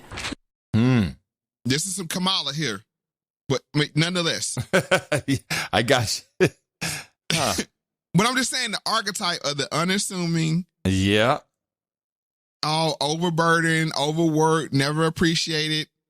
We're going to teach those predators one day. See Cory Booker's monologue. Right. That's exactly right. And then the other lady is like, yeah, it's exactly right. Two things about Ketanji. One, she was born and raised in Florida. I was waiting on that. Also, the name Ketanji is interesting. It's actually I think it's from Hindu. I'm reading a page here from, I don't know what this is, Politico maybe. It is a unisex moniker used in the Hindu religion. In the context of trans, that's also interesting. And can I give you a quote from Dawn Bellwether? She's talking to Judy, and Judy was a female cop that was also prey, not a predator. That's how they split it up, predator and prey. But somehow they figured out where the predators wouldn't eat the prey. But that wasn't good enough. So she says to Judy, we're on the same team. Underestimated, unappreciated. Aren't you sick of it? predators, they may be strong and loud, but prey outnumber predators 10-1. Think of it. 90% of the population united against a common enemy will be unstoppable. So the only thing that I can't quite put into place for your theory here, which I do like, is, the Supreme Court is kind of, when you're a justice on the Supreme Court, that's kind of your end station. It's a very powerful position, but, you're not going to be president. You're not going to, I don't think that there's no other place to go. To me, and like I said, this is the lens I see it through, I think it's more powerful than president. It's very possible, yeah. Who did Joe Biden have to go see for his vax mandate? Yeah. Everything that's consequential to this nation. Oh yeah, I mean, this is why we have Senate hearings, is to find out, because it's very important who's on the Supreme Court. No doubt about it. No doubt about it. All right, so I'm just want to lay that, and like I said, it's not everything gonna be spot on, but this is just what jarred in my mind.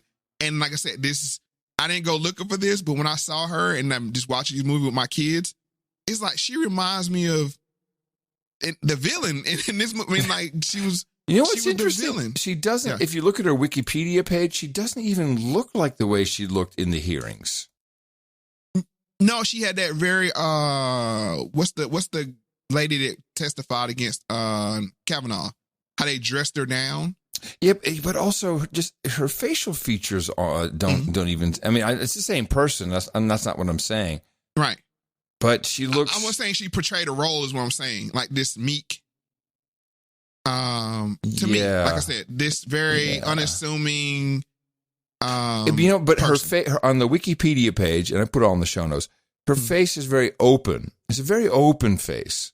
Her eyes are open and bright, and then in the hearings, it's like her eyes are not open and bright, and it's very closed. Everything very closed. I mean, that can just be her defense mechanism. Maybe. Kicking in. I mean, she maybe came in with a defensive posture, so I can see that as well. And to be real honest with you, she looks a lot darker now than she did before. That may be Kamala did it. I mean, so Kamala definitely darkened up. You think so? When she was, definitely. Really now? Definitely. Really?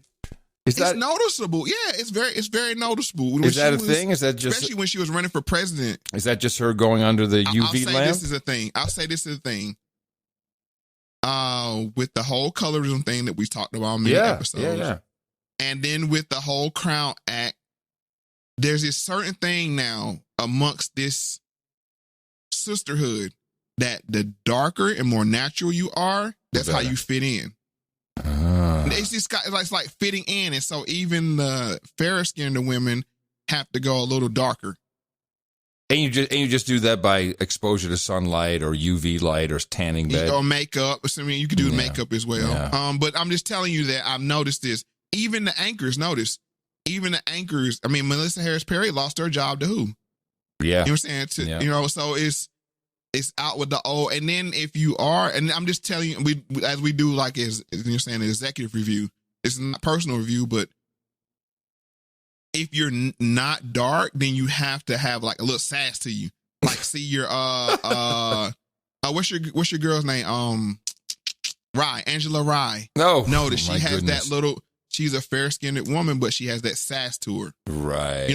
So and I mean, they do the same thing with the guys. You can't be too masculine. You know what I'm saying? You have to. If you're a masculine man, you have to wear these like light pastel colors or like the straight hand effect. You know what I'm saying? He can't embrace his masculine. Right. So I'm just saying, like, all of what's going on is shaping the appearances of the news broadcasters and public figures they're putting in front of us. And sadly, providing example for young people. Yes. Because it does shape it. Yeah, of course it does. I guess we can go and get into 33. I think that's where we stopped. 32. Yep. Okay. As mayor, Lionheart had a single goal to ensure all mammals were given a chance to live their dreams, which led to the popular phrase in Zootopia, anyone can be anything.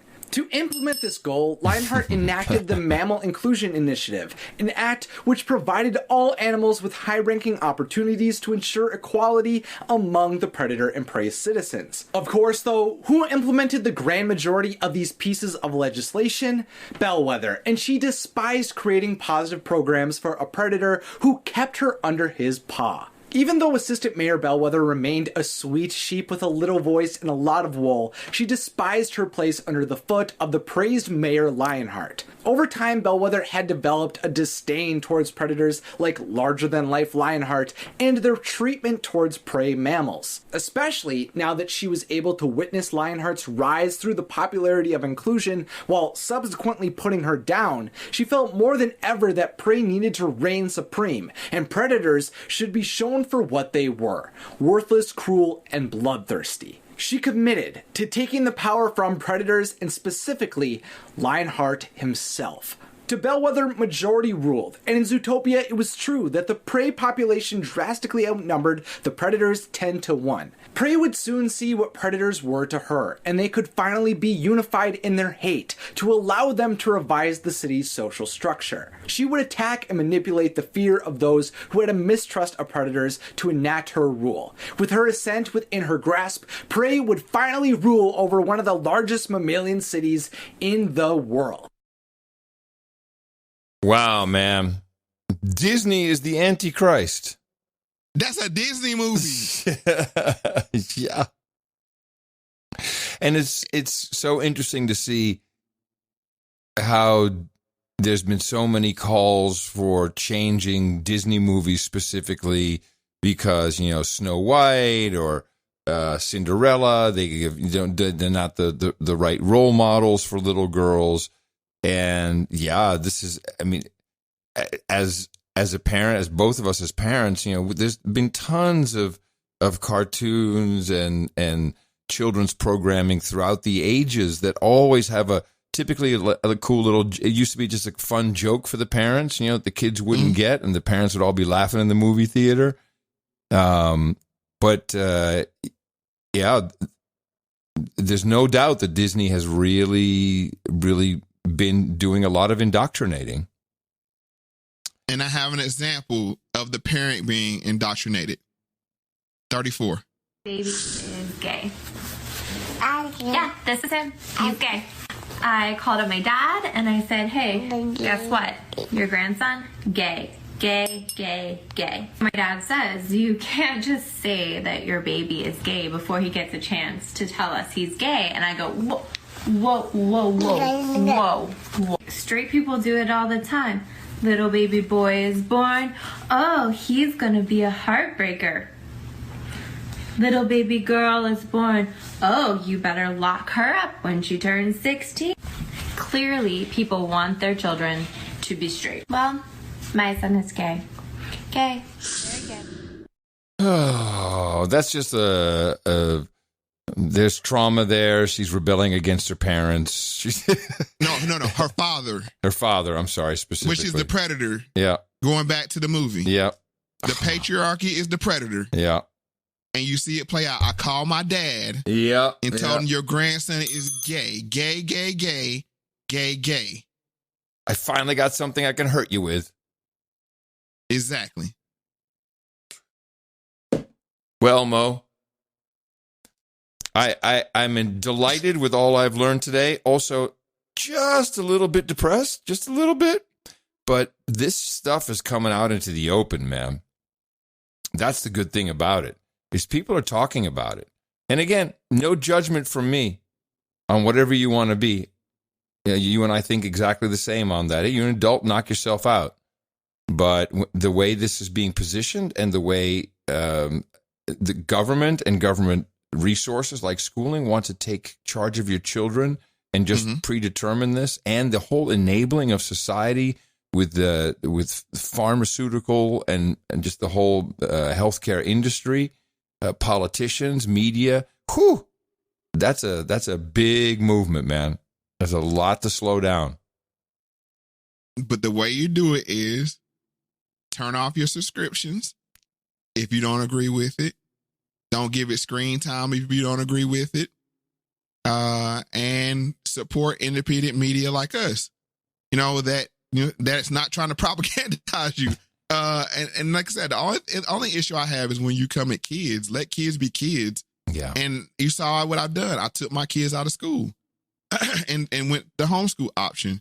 I limit what they watch. I monitor what they watch. So that's all you can do. Mo, thank you so much once again for this episode. And I love that there's all kinds of teases in here for future things and for setting my head straight about what is actually going on here, because now I too can pay attention to the pizza playbook. It's in play and it's activated, and I think we're gonna need some popcorn to go with our pizza playbook. It's gonna be very interesting. You're welcome. And as I always say, pay attention to everything, and the truth will reveal itself. Alvin Morton for Lifestyle News. Our top story for tonight is child abuse and the effects it has on the family structure. Film at 11. Damn, every time I turn on the news, some way, somehow, another child has been abused. I'm confused. What kind of people do we live among? They must be sick doing the things that's being done. See what I'm saying, y'all? Young children being raped and battered, all they falling victim to the rat-a-tat-chatter. Who protects them? Who respects them when their own family neglect them? It's time we check these mother and let them know that we can't have this type of madness, scarring our kid for life and putting others in their casket. It's how we make a change today, so there won't be no more mothers to hear their child say, Mommy, mommy, please don't leave. The Chester's got something up his sleeve, and if you leave, then I can't sleep. The Chester's gonna put his hands on me. Mommy, mommy, please don't leave. The Chester's got something up his sleeve, and if you leave, then I can't sleep. The Chester's gonna put his hands on me. A mother cried, slumped over a dead body. A teenage girl in the corner screams. Her mother wants to know one thing. Why? Here's the words of a girl too scared to lie. She said it happened to me first when I was 9. He burst in my room and told me I was fine. He sat me on his knee and said that he loved me. And in these dirty, strange ways, he touched me. That night you worked late at Macy's. Mommy, I prayed that you would come home and save me. Cause he did these things, these nasty things to me, Mom. These things, these nasty things. And I thought I would die from the pain. It was crazy, the young girl explained. When he was through with me, he looked down and said, you tell anyone your mom and you're dead. She feared for their lives, so she stayed quiet. 5 years of being raped and being silent. 1,825 days she suffered from a man who said, I do this because I love you. Now she's 14, can't take no more. And she knew he kept her gun in his dresser drawer. So she guarded, she saw him, she cocked it. She said, I hate you, Uncle Chester, that's why I gotta stop it. Who protects our children from the grown-ups touchy feelings? Now what kind of